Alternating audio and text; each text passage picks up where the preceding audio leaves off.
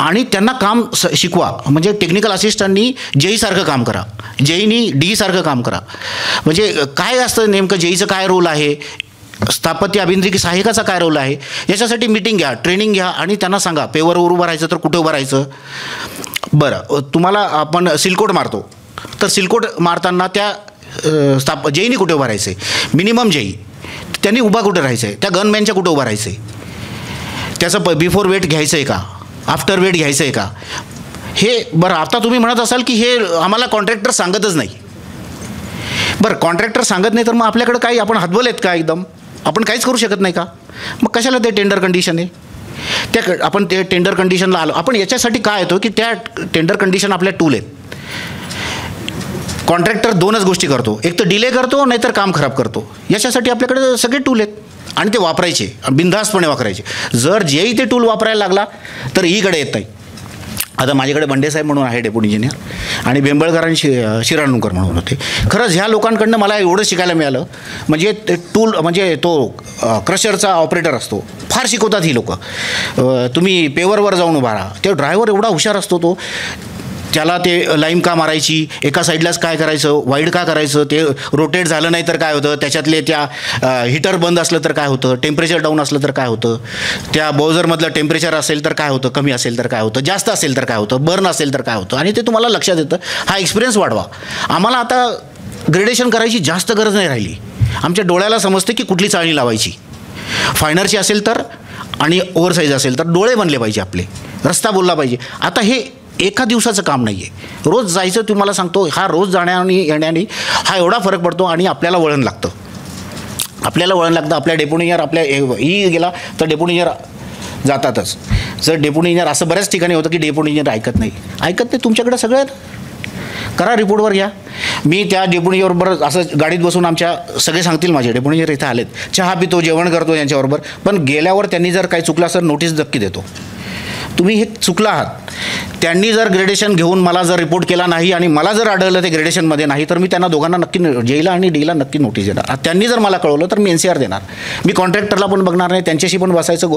Contractor आपले काही दुश्मन नाही आहेत, पण माझे NCR पण तेवढ्याच चांगले आहेत, तेवढ्याच याच्याप्रमाणे स्वीकारले जातात. आणि जो Tier 1 जर रिजेक्शन वाढवलं तर काही SQM वगैरे त्यांची काही गरज नाही आहे. तुम्हाला सांगतो, ते एवढे तुम्हाला येतील, काम बघतील, चेक करून. काय असतं ग्रेडेशन शिवाय आणि प्रोपोर्शन शिवाय आणि काय नसतं. टेस्टमध्ये काय असतं, ते स्पेसिफिकेशन ठरलेले आहेत.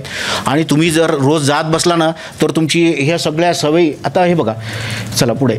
कंटेंट घेता आलं पाहिजे साईटवर, प्लांटवर आणि ट्रॅफिक ओपन झाल्याच्या पूर्वी. ट्रॅफिक, आता मी पुन्हा रिक्वेस्ट करणार आहे मॅडमला की ट्रॅफिक ओपन नॉर्थ 900 काय सांगतो की कधी कधी आमचं कंटेंट कमी येऊ शकतं, नाही म्हणत नाही आम्ही. काय होतं की त्याच्यावर जर काही डस्ट आली किंवा आमचे रस्ते हे ग्रामीण मार्गातले आहे, त्याच्यावर बरंच काहीतरी वाहतूक ते वाळू पडते आणि ते जर आलं त्याच्यात, कारण तेच कोटिंग नाही, आणि मग त्यावेळेस 4.7पेक्षा विथ सिलकोटपेक्षा कमी येऊ शकतं.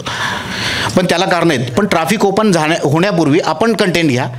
आणि तुम्हाला सांगतो 3.3 जर OGBC आणि जर सिलकोट तुम्ही चांगला करून घेतला तर काहीच होत नाही रस्त्याला. गुड. पुढे हे बघा, आता हे 2 मिनटं पहिले बघा साईट. हे बघा, आम्ही कुठे उभा आहे बघा, उभं कुठे राहिलं आणि तुम्ही काय करतायत. उभं जायचं आणि साईटवरून गाडीवरून उतरायचंच नाही तुम्ही. म्हणजे एक्झिक्युटिव्ह इंजिनियरनी गाडीमधून उतरू नये आणि त्यांनी ज्या मिक्सकडे बघायचं, त्याला काय करणार आहे. बघा, मी जर उभा राहिलो तर माझा डेप्युटी इंजिनियर नक्की उभा राहणार आहे. तुम्ही उभा राहा, प्लॅटफॉर्मवर उभा, पहिला लोड उभा राहा. आणि रिजेक्शन पहिल्या लोडला केलं ना, रिजेक्ट करून टाका पहिला लोड. आणि तो कुठे रिजेक्ट करायचा. आता तुझा हा लोड असा पण गेला आहे ना, जर जिथे अँड्युलेशन आलेत ना MPMला किंवा ज्या जिथे सब लेवलला, तिथे जाऊन तो अनलोड करून टाक. तो पेवर करायला काहीच त्याला द्यायचं नाही. जो तुमचा टेक्निकल असिस्टंट त्यांनी OGBCला काय रेकॉर्ड ठेवायचं आहे, कुठल्या नंबरचा तो हायवा आला, गाडी आली आणि किती मीटर कवर झालं, किती विड्थ होती, ते तर असतंच आपल्याकडे. म्हणजे आपल्याला काय समजेल क्युबिक मीटर माल किती गेला, म्हणजे किती मटेरियल गेलं, त्याचं पण कॉन्ट्रॅक्टर म्हणतो मला परवडत नाही. आपल्याकडे ते डाटा असू द्या. सिमेंट कन्झम्पशन रजिस्टर हे टेक्निकल असिस्टंटनी आपण त्यांना आखून द्या. स्टील कन्झम्पशन हे जेईचं आणि यांचं काम आहेत. आता बघा, हे युनिफॉर्म बघा, हे RS1 ना आपलं, हे RS1 बघा. आता टॅग कोड मारताना आपल्याला काय होत होतं बघा, आपण RS1ला आपण ॲक्सेप्ट करत नव्हतो, पण आता RS1 आमच्याकडे इतकं छान मारायला लागलेत की तुम्ही युनिफॉर्म बघा किती मारतो. पुन्हा विड्थ बघा पेवरची. पेवर चालवताना काय होतं, ते एजेस झिगझॅग असतात बघा. नेमकं काय होतं तुम्हाला माहिती आहे का, ड्रायव्हरला एज दिसत नसतो वरती बसल्यावर. आपण काय करतो, खाली असतो, आपल्याला वाटतं तो असं त्याचं स्टेअरिंग वगैरे हलत असतं. त्याला एक काडी लावून द्या किंवा झेंडा लावून द्या एजला, आणि त्यांनी त्या फक्त झेंड्यापासून बघून त्याला त्या एजला आणि चुन्याची मार्किंग करून द्या. त्याला एका लाईनमध्ये आणून द्यायचा तो झेंडा. थोड्याशा त्या चेअरवर बसायला शिका, म्हणजे पेवरच्या. आपल्याला तिथून असं दिसतं की वरतून तो बघत असतो, आपल्याला आपण खाली असतो, तर आपल्याला काही गोष्टी एकदम बारीक बारीक गोष्टी आहेत, पण ते करा. रोलरचं पण ड्रायव्हरला काय शिकवा की तू बाबा एजपासून मध्ये वरती जा. असं आपण काय करतो, तो फार कॉम्पॅक्ट केलं म्हणजे फार डेन्सिटी चांगली आहे आणि फार असं नाही, कॉम्पॅक्शन पण मॉडरेटच पाहिजे, सगळ्या गोष्टी मॉडरेट पाहिजे.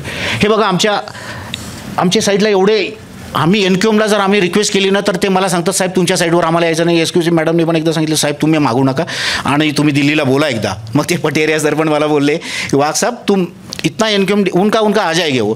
तर आमचं एकही, आम्ही जेव्हा NCR देतो ना तर आमची बघा एसक्यूएमनी किंवा एनक्यूएमनी बरं असं आम्ही त्यांना थोडंसं स्पष्ट बोलतो, मॅनेज करायच्या किंवा त्यांच्या पाठीमागे आम्ही जाण्याची फार गरज नाही आम्हाला. आणि आत्ताचं एसक्यूसी ऑफिस हे फार चांगलं आहे, इतक्या सपोर्टिंग आहे आपल्याला. त्यांनी कधीही सांगितलं नाही की तुम्हाला, आणि त्याने म्हटलं की बरं तुम्ही पेपरवर येऊ नये तर आम्हाला सांगा, इतके सुधारणा आलेले आहेत. पण आमचं एकही येऊ नाही त्याचं कारण असं नाही आहे की क्वालिटी टेस्ट झाली नाही आहे. आम्ही NCR दिलेत, आम्ही क्रेशरवर ते ग्रेडेशन घेऊन त्याला रिजेक्ट केलं आहे, आम्ही क्रेशरवर त्याचं कंटेंट रिजेक्ट केलेलं आहे. रिजेक्शन हे पाहिजे. जोपर्यंत रिजेक्शन नाही तुम्हाला कॉन्ट्रॅक्टर बिलकुल कोणीच मोजत नाही. रिजेक्शन येऊ द्या, साहेब तुमच्याकडे येऊन बसतील, साहेब त्याचा लोड मला आता खाली करू द्या, आणि त्याचंही नुकसान करू नका. फक्त त्याला चेंजेस, आपण चेंजेस काय करायचे हे तुम्हाला समजलं पाहिजे ना. त्याला कधी सांगणार तुम्ही चेंजेस करायला, जेव्हा तुम्हाला समजेल. बरं कुठली सेटिंग चेंज करायची, आता बोझरमध्ये सुद्धा सिलकोट मारत असताना किती नोझल चालू पाहिजे, तो कसा मारायला पाहिजे, तो हॉरिझॉन्टल पाहिजे का इन्क्लाइन पाहिजे, इन्क्लाइन मारलं तर काय होतं, हॉरिझॉन्टल मारलं तर काय होतं, ह्या छोट्या छोट्या सेटिंग आहे, ते शिकून घ्या. आणि एक्झिक्युटिव्ह इंजिनियरना पुन्हा मला विनंती आहे सगळ्यांना आपल्या मित्रांनो, साईटवर जोपर्यंत आपला कंट्रोल नाही तोपर्यंत हे सगळं शून्य. आता NQM साहेबांना बघा, आम्ही आल्यानंतर त्यांना सांगतो साहेब आम्हाला सांगा काय चुकलं आहे साईटवर. त्यांना आम्ही काय नाव होतं साहेबांचं, गोयल सर. तर गोयल साहेबांना सांगितलं आमच्या साईटवरून आम्हाला सांगायचं त्यांनी की काय चुकलं. त्यांना एक आहे, त्यांना मॅन्डेटरी आहे की आमच्या साईटमध्ये आम्ही काय सुधारणा करायच्या. तर त्या माणसांचं आम्हाला भावलेलं एक होणार की साहब मैं तुम्हारे को नहीं सिखा सकता, आप मेरे को सब बोल के ये सिखाओ की आपने इतना अच्छा कैसे किया. तर माझ्या जेईला मी ब्रीफ करायला सांगितलं की तू सांग हा रस्ता कसा चांगला केला. आणि आमच्या युनिटचं हे सगळं आमच्या युनिटचं श्रेय आहे, माझ्या एकट्याचं बिलकुल नाही. जर तुम्ही डेप्युटी इंजिनियर जेई वगैरे एकत्र युनिटसारखं काम नाही केलं तर हे शून्य आहे सगळ्या गोष्टी. पुढे नेक्स्ट, हे ग्रेडेशन आहे WMMचं. हे बघा हा WMM आहे. पुढे आता बघा रोड विथ कशी वाढत गेली आहे. काल साहेब म्हणत होते मॉइश्चर वगैरे गटर सर. नेक्स्ट हे बघा, नेक्स्ट हे बघा सबग्रेडचं. नेक्स्ट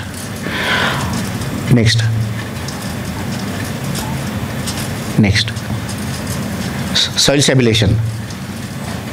नेक्स्ट हे बघा चेक्स आम्ही करून घेतलेत आणि चेक्सप्रमाणे गोणी हे केल्या, स्प्रेड केल्या. म्हणजे आम्ही काढून घेतलं होतं एक गोणी किती चेक्सला लागते त्याचं डायमेन्शन काढून आपण आपल्याला वापरू शकतो. नेक्स्ट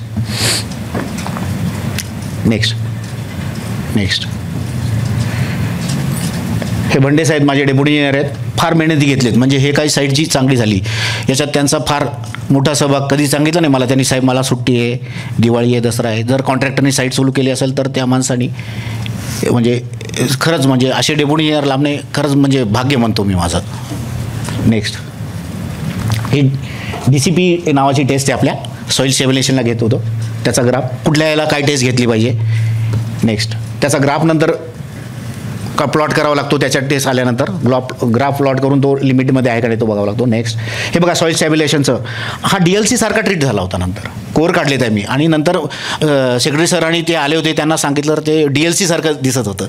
नेक्स्ट हे बघा, नेक्स्ट ब्रिजेस पण बघा, हंच छोटा ब्रिज आहे, 3x3चे 2 आहेत.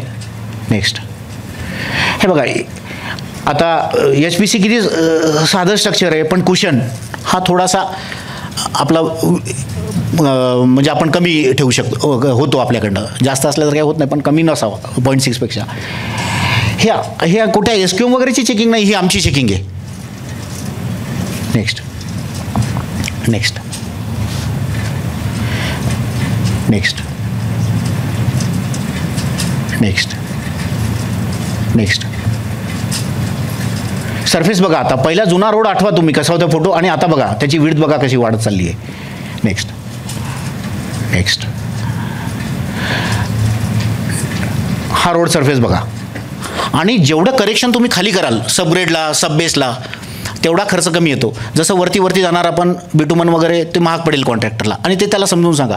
कॉन्ट्रॅक्टरला पैशांची इकॉनॉमिक्सची भाषा चांगली समजते. कॉन्ट्रॅक्टरला जर आपण सांगितलं बाबा हे जर खाली नाही केलं तर वरती तुला त्रास होईल, त्याचा BMचा लोड जाईल, BMमध्ये नाही केला तर BCचा लोड जाईल, अंडुलेशन तर आपण काढणारच आहे. नेक्स्ट नेक्स्ट नेक्स्ट हे DL आपलं स्टेप WMM ना, हां हे WMM second layer. Next next next curve बघा सुपर एलिव्हेशन, आणि तो सबबेसपासून वरती नाही, वरती महाग पडतो म्हणून, आणि थोडा जास्त ठेवा. वरती ते कमी करत जातात, थोडा जास्त ठेवा. म्हणजे 5% पाहिजे असेल तर 5.5 वगैरे ठेवा, 3.5% बिटुमनचा ठेवा, 3% अशी होतो. नेक्स्ट नेक्स्ट आमच्याकडे ते क्रॉपला म्हणजे उसाला पाणी देताना काय होतं ते सगळे सबग्रेडमध्ये जातं. नेक्स्ट नेक्स्ट हे इलेक्ट्रिक पूल बघा. त्या BC सॉईलचं म्हणजे ते इतके वाकडे झालेले आहेत, ते BC सॉईलमध्ये ते पोलसुद्धा उभा होऊ शकत नाही कॉन्क्रिटिंग करायला. ते बघा कसे तिरपे झालेत. नेक्स्ट हे बघा हे इलेक्ट्रिक लाईन होती पहिल्या याच्यावर ही इलेक्ट्रिक लाईन होती. नंतर आम्ही कसा पत्रव्यवहार केला आणि कोणाशी केला त्यावरून मी सांगेल. युटिलिटी शिफ्टिंग म्हणजे असं काही नाही आहे, त्यांचे पण नॉर्म्स आहेत. थोडासा आपल्याला अभ्यास करावा लागतो, मी सांगतो तुम्हाला पुढे. हे बघा SS1 ना, हां SS1 हे बघा, हे SS1 अप्लाय केल्यानंतर हा ब्लॅक झाला म्हणजे क्युअर झाला. हा नेक्स्ट नेक्स्ट नेक्स्ट हा BM. नेक्स्ट नेक्स्ट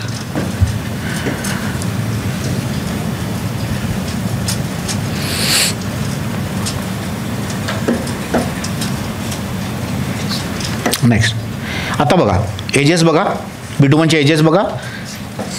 आता तो रस्ता बघा जुना, आणि आता हा डोळ्यासमोर आणा. आता शेप घेत चाललो, आणि हे होत असताना फार छान वाटतं. म्हणजे घरी पण झोप लागते आणि छान वाटतं. म्हणजे आपण चांगलं काम केल्याचं जर काही, आणि कोणी म्हटलं मी तुमच्या साईटवर येतो वगैरे, आपल्याला थोडंसं असं घाबरायचं काही कारण नसतं. बरेच राजकीय वगैरे आम्ही ते तुम्ही मराठवाड्यात कधी काम करू, लवकर एन्क्वायरी वगैरे फार आम्हाला साधे झालेले आहेत. आणि ते आम्ही एकदा ते ठीक आहे आम्हाला काही फरक पडत नाही, किंवा वरिष्ठ अधिकारी आले मी येतो तुमच्या साईटवर, तर आमचा आग्रह असायचा तुम्ही या आणि माझी साईट बघा. म्हणजे आपण त्यांनी मला सांगायपेक्षा मीच त्यांना सांगितलं पाहिजे सर या एकदा. नेक्स्ट हे बघा प्रोफाईल बघा. आता पहिले काय रस्ता होता आणि आता प्रोफाईल काय, कारण आम्ही सबबेसला जास्त लक्ष दिलं आहे. आम्हाला वरती जेवढी मेहनत करावी लागली नाही, आता बिटुमनला आम्हाला एवढी मेहनत करावी लागली नाही. नेक्स्ट नेक्स्ट हे बघा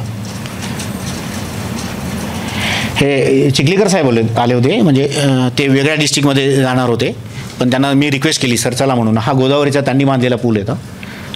सी सर पण होते. हा आमचा 0 पॉईंट होता. नेक्स्ट नेक्स्ट हे आम्ही MSS पहिली साईट MSS केला होता ना, ही साईट नाही ती टाकळगावांची. हे MSS केलं होतं काल म्हटलं ना, कोल्ड मिक्स काही होत नाही. MSS त्याचं ग्रेडेशन बघा, आम्ही ज्याच्यावर उभं राहिले ना ते बघा. नेक्स्ट नेक्स्ट नेक्स्टला नेक्स्ट.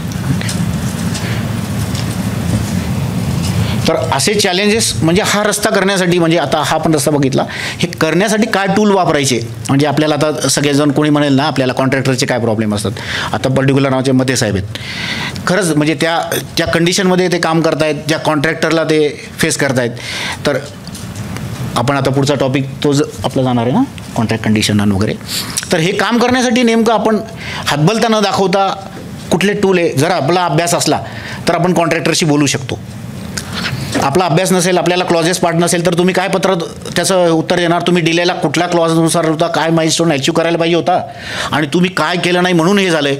तर याच्यामुळे आपल्याला काही टूल्स दिलेले आहेत.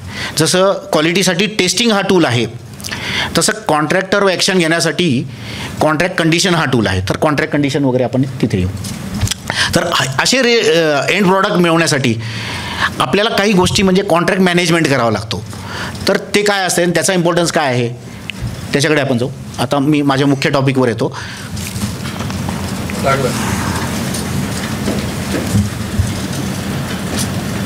हां, आता जरी कॉन्ट्रॅक्ट हा म्हणजे DPR हा कॉन्ट्रॅक्टचा पार्ट नसला तरी तो पुढे शेड्यूल बीमध्ये कन्वर्ट होणार आहे. म्हणून DPRला तुम्हाला झालं आहे, कन्सल्टंट होते तुमच्याकडे, काल चांगलं शिकवलं असेल त्यांनी.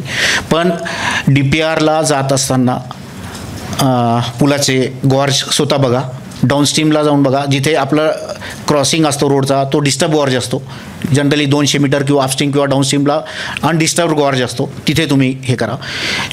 आम्हाला नांदेडला आम्हाला शॉर्ट ऑफ लेनचे ब्रिज आम्हाला नंतर फार चेंजेसला फार आपल्याला सी साहेबांना वगैरे तिथे आणणं म्हणजे ते चेंजेस करणे फार अवघड जाते. मग आउट फ्लँकिंग झालं आपल्या 3-4 पुलांचं, असे गोष्टी येत नाही. त्यामुळं हायड्रॉलिक्सला फार महत्त्व द्या. पुलांच्या हायड्रॉलिक्सला एक्झिक्युटिव्ह इंजिनियर आणि 30 मीटरच्या वरती असेल तर येशी सरांनी ते आलेच होते, बसाने साहेब वगैरे म्हणजे, किंवा त्यावेळेसचे भगत साहेब यांनी फार मेहनत घेऊन ते आमचे DPR चेक केले. आणि DPRला जेवढे तुम्ही वेळ देणार मग तुम्हाला काम करताना चेंजेस जास्त करावं लागणार नाही. माझा हा रस्ता करताना मला फार कमी चेंजेस करावे लागले. आणि DPR करताना जनरल रिपोर्ट जरा विस्तृत राहू द्या. आपण आपल्याला वाटतं ना, कोणीतरी म्हटलं की साहेब ते लीडच कमी करा वगैरे, करायचं लीड आणि लिहून टाकायचं. शबी साहेब म्हटले मला, साहेब वाघ साहेब ते लीड कमी करा. म्हणून ओके सर, तुमचं नाव लिहितो आणि कमी करून टाकतो. म्हणजे सॉरी सर, तसं नाही, पण जबाबदारी घ्या. मला काय म्हणायचं आहे की जबाबदारी घ्या ना. आम्हाला 25 किलोमीटरपासून आणताना लीड म्हटलं गौण खनिज आणायचं आहे आणि तुम्ही 5 किलोमीटरमध्ये बसला असं म्हटलं आहे. तर माझाही कॉन्ट्रॅक्टर नंतर म्हटलं, साहेब तुम्ही झोपेत होते का DPR बनवताना? त्यांनी जर प्रीबिडला हे मुद्दे मांडले तर माझं काय होईल? तर त्या जनरल रिपोर्टमध्ये आपण DPR सबमिट करताना हे बघा, हे कधी मी हे वरिष्ठांशी कधी बोलू शकतो, जेव्हा तुमच्यात कॉन्फिडन्स असेल. कॉन्फिडन्स कधी आहे? जेव्हा तुम्ही साईटवर जाल आणि तुम्हाला डॅम शुअर असणार की माझा क्वारी ही 25 किलोमीटरच आहे. तर तुम्ही सांगा. सी साहेबसुद्धा ऐकतात, नाही म्हणतात नाही बस वाघ साहेब म्हटले तुमचे DPR तुम्ही मला सांगा एकदा. म्हटलं साहेब मी स्वतः व्हेरीफाय केलं, दिल्या मला सगळ्या. आपल्या DPR चेंज करत असताना वरिष्ठ काय बघतात की तुम्ही खरंच गेलेत का. त्यांचा हा उद्देश नाही आहे तुमचा DPR करणे, तुमच्या प्रोव्हिजन कमी करणे. त्यांना ते बघायचं आहे की यांनी खरंच केलं आहे का, रिअलिस्टिक आहे का, त्यांचा तो उद्देश आहे. तर DPR हा कॉन्ट्रॅक्टचा पार्ट बनण्यापूर्वी तुमच्या हातात बरंच काही असतं. जनरल रिपोर्टमध्ये सगळ्या गोष्टी मेन्शन करून ठेवा. लँडचे जर प्रॉब्लेम असतील, कोर्ट केस, तर मेन्शन करून ठेवा DPRमध्ये बिफोर स्टार्टिंग दर वर्क. तुम्ही उद्या जर काम अडवलं आणि तुम्ही धडाधड सर्टिफिकेट लँड इन पोजेशन, ते सर्टिफिकेट देताना खाली 2 लाईन टाका ना, land is likely to be in possession. हे अशा 2 केसेस आहेत, पण टाकून ठेवा ना. सगळ्या तुमच्या DPRमध्ये सर्टिफिकेट आपण सही करतो, म्हणजे एक्झिक्युटिव्ह इंजिनियरकडे तो DPR येतो आणि तो म्हणतो मी 100% सही बिफोर DPR मी चेक केलं आहे. All 6 metre bridges deputy engineer सही करतो, मी पण सही करतो, कारण त्या सह्याचं स्टॅम्प आलेलं नाही. इतकं मस्त सह्या झालेल्या आहेत. मग जे स्टॅम्प असले की सही कर, स्टॅम्प असले की असं नाही. ते वरती काय लिहिलं आहे थोडंसं वाचलं तर मग लक्षात येतं. मग चक्कर येतात, अरे आपण काय सही केली DPR झाल्यानंतर. तर थोडंसं चला मी सांगतो तोपर्यंत तुम्ही लावा. तर DPR आपण बनवला. DPR नंतर त्याचं रूपांतर आपल्याला टेंडरमध्ये कसं होतं, BOQ आपण बनवतो. BOQ नंतर NIT बनवतो. NIT म्हणजे टेंडरची नोटीस असते, मग आपण टेंडर बनवतो. टेंडरच्या कालावधी, टेंडर मजुरीचे अधिकार, TSचे अधिकार, ते पण स्लाईड होते माझ्याकडे, 2 मिनिट. हां, TSचे पण अधिकार, टेक्निकल सँक्शनचे अधिकार, ते डिस्कस करत चला. हे आणि ह्या ज्या टेक्निकल विषय आहेत ना, हे GR वगैरे ते आपल्या संग्रही ठेवा. एक वैयक्तिक नसती, एक्झिक्युटिव्ह इंजिनियर वैयक्तिक नसती, डेप्युटी इंजिनियर त्यांनी स्वतःच्या नसती सांभाळायला शिका. बॉक्स फाईल करायची, आल्यापासून GR असले तर आपल्याला झेरॉक्स करून आपल्या फाईलमध्ये लावायचं. आणि टेंडर सेक्शन, टेक्निकल सेक्शन असे त्याला फ्लॅप लावून ठेवायचे, म्हणजे पटकन सापडतात ते. मग एक्स्ट्रा आयटमचे वगैरे हे आपल्याला टेंडरच्या कंडिशन जाण्यापूर्वी ह्या सगळ्या क्लिअर झाल्या पाहिजे. मी काय फार डेफिनेशनमध्ये आणि पॉवर्समध्ये जाणार नाही आहे, त्या तुम्ही वाचून घ्या. नेक्स्ट टेंडर DTP अप्रुव्हलचे काय पॉवर आहेत, टेंडर ॲक्सेप्टन्सचे काय पॉवर आहेत, हे पॉवर कुठे लागणार आहे तुम्हाला जेव्हा चेंजेस काही लागतील किंवा DTP लागतील, कोणाकडे तुम्ही जनरल रिपोर्टमध्ये कोणाला काय मेन्शन करायला पाहिजे. आता फार ठाकरे साहेब म्हणजे आम्ही इतके पाठीमागे, मला म्हणजे खरंच लाज वाटली. तुम्ही शिकवत असताना आम्हाला वाटायचं आम्ही ते किती 100 वर्षापूर्वीचे आहेत आणि तुम्ही आतला आहे. म्हणजे इतकं आमचा जनरल रिपोर्ट वाचायला, तर मीच वाचला माझा जनरल रिपोर्ट तुम्हाला चक्कर येईल, इतकं छान असतं ते. मग काय करायला पाहिजे, टेबलवर फॉर्ममध्ये नेम ऑफ वर्क, मग काय अथॉरिटी आहे, TSची काय अथॉरिटी आहे, एची काय अथॉरिटी आहे. त्याला आपल्याला इंजिनियर लोकांना ना असं डिस्क्रिप्टिव्ह लिहिण्यापेक्षा टेबलवर फार्ममध्ये टेबलमध्ये लिहिणं तसा लिहा, मग त्याला तिकडे हे करा. जनरल रिपोर्टला जनरल रिपोर्ट कसा असावा त्याचं एकदा हे करून घ्या, काय घ्या कंटेंट, त्याला ॲप्लिकेशन नंतर ते डिलीट मारा. जनरल रिपोर्ट हा तुमच्या DPRचा फार मोठा पार्ट आहे. उद्या जर काही एन्क्वायरी लागली आणि तुमच्या DPRमध्ये ह्या सगळ्या गोष्टी मेन्शन असल्या, सँड ट्रॅफिक, ह्या ट्रॅफिक, तर तुम्हाला त्या वाचवणार आहेत. DPRचा जनरल रिपोर्ट वाचवण्यासाठी मला बरीच मदत झालेली आहे. आपण जेव्हा असं काम करतो तेव्हा आपल्याला त्रास पण होतो. आता याच्यातले काही कॉन्ट्रॅक्टर पॉलिटिकल पण असतात, मग ते काय आपल्याला असं सोडणार आहेत की साहेब चालले सकाळी आणि बघतो, मग ते असणारच आहे सगळ्या त्या गोष्टी. तर नोटीसमध्ये काय काय बाबी पाहिजेत त्या सगळ्याच्यात मेन्शन करून ठेवल्या आहेत. नेक्स्ट, मग त्या बिड्सचा स्कोप काय, सोर्स ऑफ फंड वगैरे कुठून येणार आहे. Next, qualification. आता क्वालिफिकेशन साहेबांनी सांगितल्यानंतर आम्ही आता तो प्रयत्न करतो सर. आमचं आता खाली 3-4 PI शफी सरांचं बोलणं झालं की आम्हाला ते म्हणजे व्हॅल्युएशन करायला आणि फायनान्शियल आणि टेक्निकल करताना आम्हाला काही करता येईल का, ते फार चांगलं होईल सर आम्हाला. कारण त्याच्यासाठी मग तो एखादा L1 L2 मध्ये जे काही होतं ते जर कॉम्प्युटरवरच करून दिलं त्याचे डॉक्युमेंट, तर आम्हाला काही त्याच्यात अथॉरिटी नाही. ते तिथं झालं आहे आणि ते स्क्रीनिंग होऊन आलं आहे. एखाद्या वेळेस त्या लास्ट डेटच्या 15 मिनिटांनी तो स्क्रीनिंग करून आम्हाला रिझल्ट देईल. AI वापरलं तर आपण तो पण विचार करायला मॅडम हरकत नाही. आणि आपण ते पेपर देऊ की AI वापरून तुम्ही टेक्निकल, हे आपल्याला जो वेळ लागतो 15 दिवसांचा, तो आपण एखाद्या वेळेस त्याच्या शेवटच्या दिवस 15 मिनिटात नंतर AI वापरून आपण त्याला स्क्रीनिंग करून, आणि ते आपल्या हातातच राहणार नाही त्यांचे डॉक्युमेंट केल्यावर. नेक्स्ट तर टेंडरचं ॲग्रीमेंट कधी होतं, म्हणजे आपण ॲग्रीमेंटमध्ये आलो. आत्तापर्यंत टेंडर होतं, ज्या नंतर ते गव्हर्नमेंटनी सँक्शन केलं, तर अबोव असले तर गव्हर्नमेंटला पॉवर आहे, सीना काय पॉवर आहे ते आपण त्या GRमध्ये आहेच. पण टेंडर कधी असतं आणि ॲग्रीमेंट कधी होतं. मग टेंडरमध्ये आणि ॲग्रीमेंटमध्ये फार फरक आहे. जे टेंडर डॉक्युमेंट साईन बाय, म्हणजे आता सध्या एक्झिक्युटिव्ह इंजिनियर आणि कॉन्ट्रॅक्टर हे सही करतात, तर की कुठले पेजेस ड्युले साईन बाय कॉन्ट्रॅक्टर पाहिजे ते जरा अभ्यास करून घ्या. K1 K2 काही पेज असेल, BOQ असेल. कॉन्ट्रॅक्टर आपण काय करतो, कधी कधी डेप्युटी इंजिनियर वगैरे, तर मी तर मॅक्झिमम 100% सह्या करायचा प्रयत्न करतो, नव्हे करतोच. कारण पुढे डेप्युटी इंजिनियर आणि कॉन्ट्रॅक्टमधल्या पेजेसला काही व्हॅल्यू राहील कॉन्ट्रॅक्टमध्ये, तर सरांना माहिती आहे त्याचे काय इम्प्लिकेशन होतील. म्हणजे जर डेप्युटी इंजिनियरनी आणि कॉन्ट्रॅक्टरनी तो डिनाय करू शकतो पुढे जाऊन, तर त्याच्यामुळे काही पेजेस तरी तुम्ही स्वतः सही करायला सांगा. BOQ तर नक्की, K1 K2 38 असेल तर, एक्स्ट्रा आयटम असतील तर, आणि फंडामेंटल ब्रीचेस ऑफ कॉन्ट्रॅक्टर ते पेज एक तुम्ही सही करायला शिका. तर हे डॉक्युमेंट आहे, कॉन्ट्रॅक्टरला काय काय डॉक्युमेंट लागतात वगैरे. आता काही वेळेस ते स्कॅन कॉपी करतात आणि मूळ कॉपी वगैरे, तर त्याचं आपण शपथपत्र वगैरे घेतो, ते पण एकदा. Next, evaluation, award of contract. Award म्हणजे आपण सही केल्यावर त्यांचं अवॉर्ड, त्यांना लेटर देतो. नेक्स्ट, कुठल्या कुठे अटी, कमीत कमी कार्य आदेशमध्ये तरी एक 4-5 अटी टाकून ठेवणं बंधनकारक आहे. म्हणजे काय तर GST आणि पर्टिक्युलर आता जे काय गव्हर्नमेंटचे नॉर्म्स असतील त्याप्रमाणे. पुन्हा काही गोष्टी आपल्या कॉन्ट्रॅक्टमध्ये नाही आहेत, त्या ते GR जर कॉन्ट्रॅक्टमध्ये नसले तर ते GR ॲप्लिकेबल आहे का, असं पण एक कोर्टात गेल्यावर विषय होऊ शकतो. म्हणून हे सगळे वर्क ऑर्डरमध्ये तरी लिहून ठेवा. आणि वर्क ऑर्डरची कॉपी ना जिल्हा परिषद एक्झिक्युटिव्ह इंजिनियर आणि PWD एक्झिक्युटिव्ह इंजिनियरला ॲड करून टाका, देऊन टाका.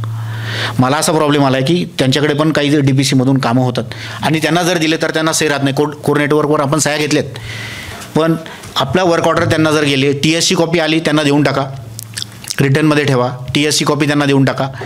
फॉरेस्टमध्ये पत्रव्यवहार करताना आपण काम सुरू करण्यापूर्वी जर फॉरेस्टचं काम चाललं असेल तर DPR सहित त्यांना एक पत्र द्या, त्यांना छानपैकी लिहून टाका की असं असं माझं वर्क ऑर्डर आम्ही दिली आहे, या दिवसापासून माझं फॉरेस्टचं काम यापासून सुरू आहे. आपला एक माणूस, सक्षम माणूस तिथं अधिकारी नेमावा, जेणेकरून फॉरेस्ट कायद्याचं उल्लंघन होणार नाही, असं पत्र दिलं होतं. नंतर फॉरेस्टचं कायद्याचं कॉन्ट्रॅक्टरनी उल्लंघन केलं आणि फॉरेस्टचा माझ्यावर गुन्हा दाखल झाला.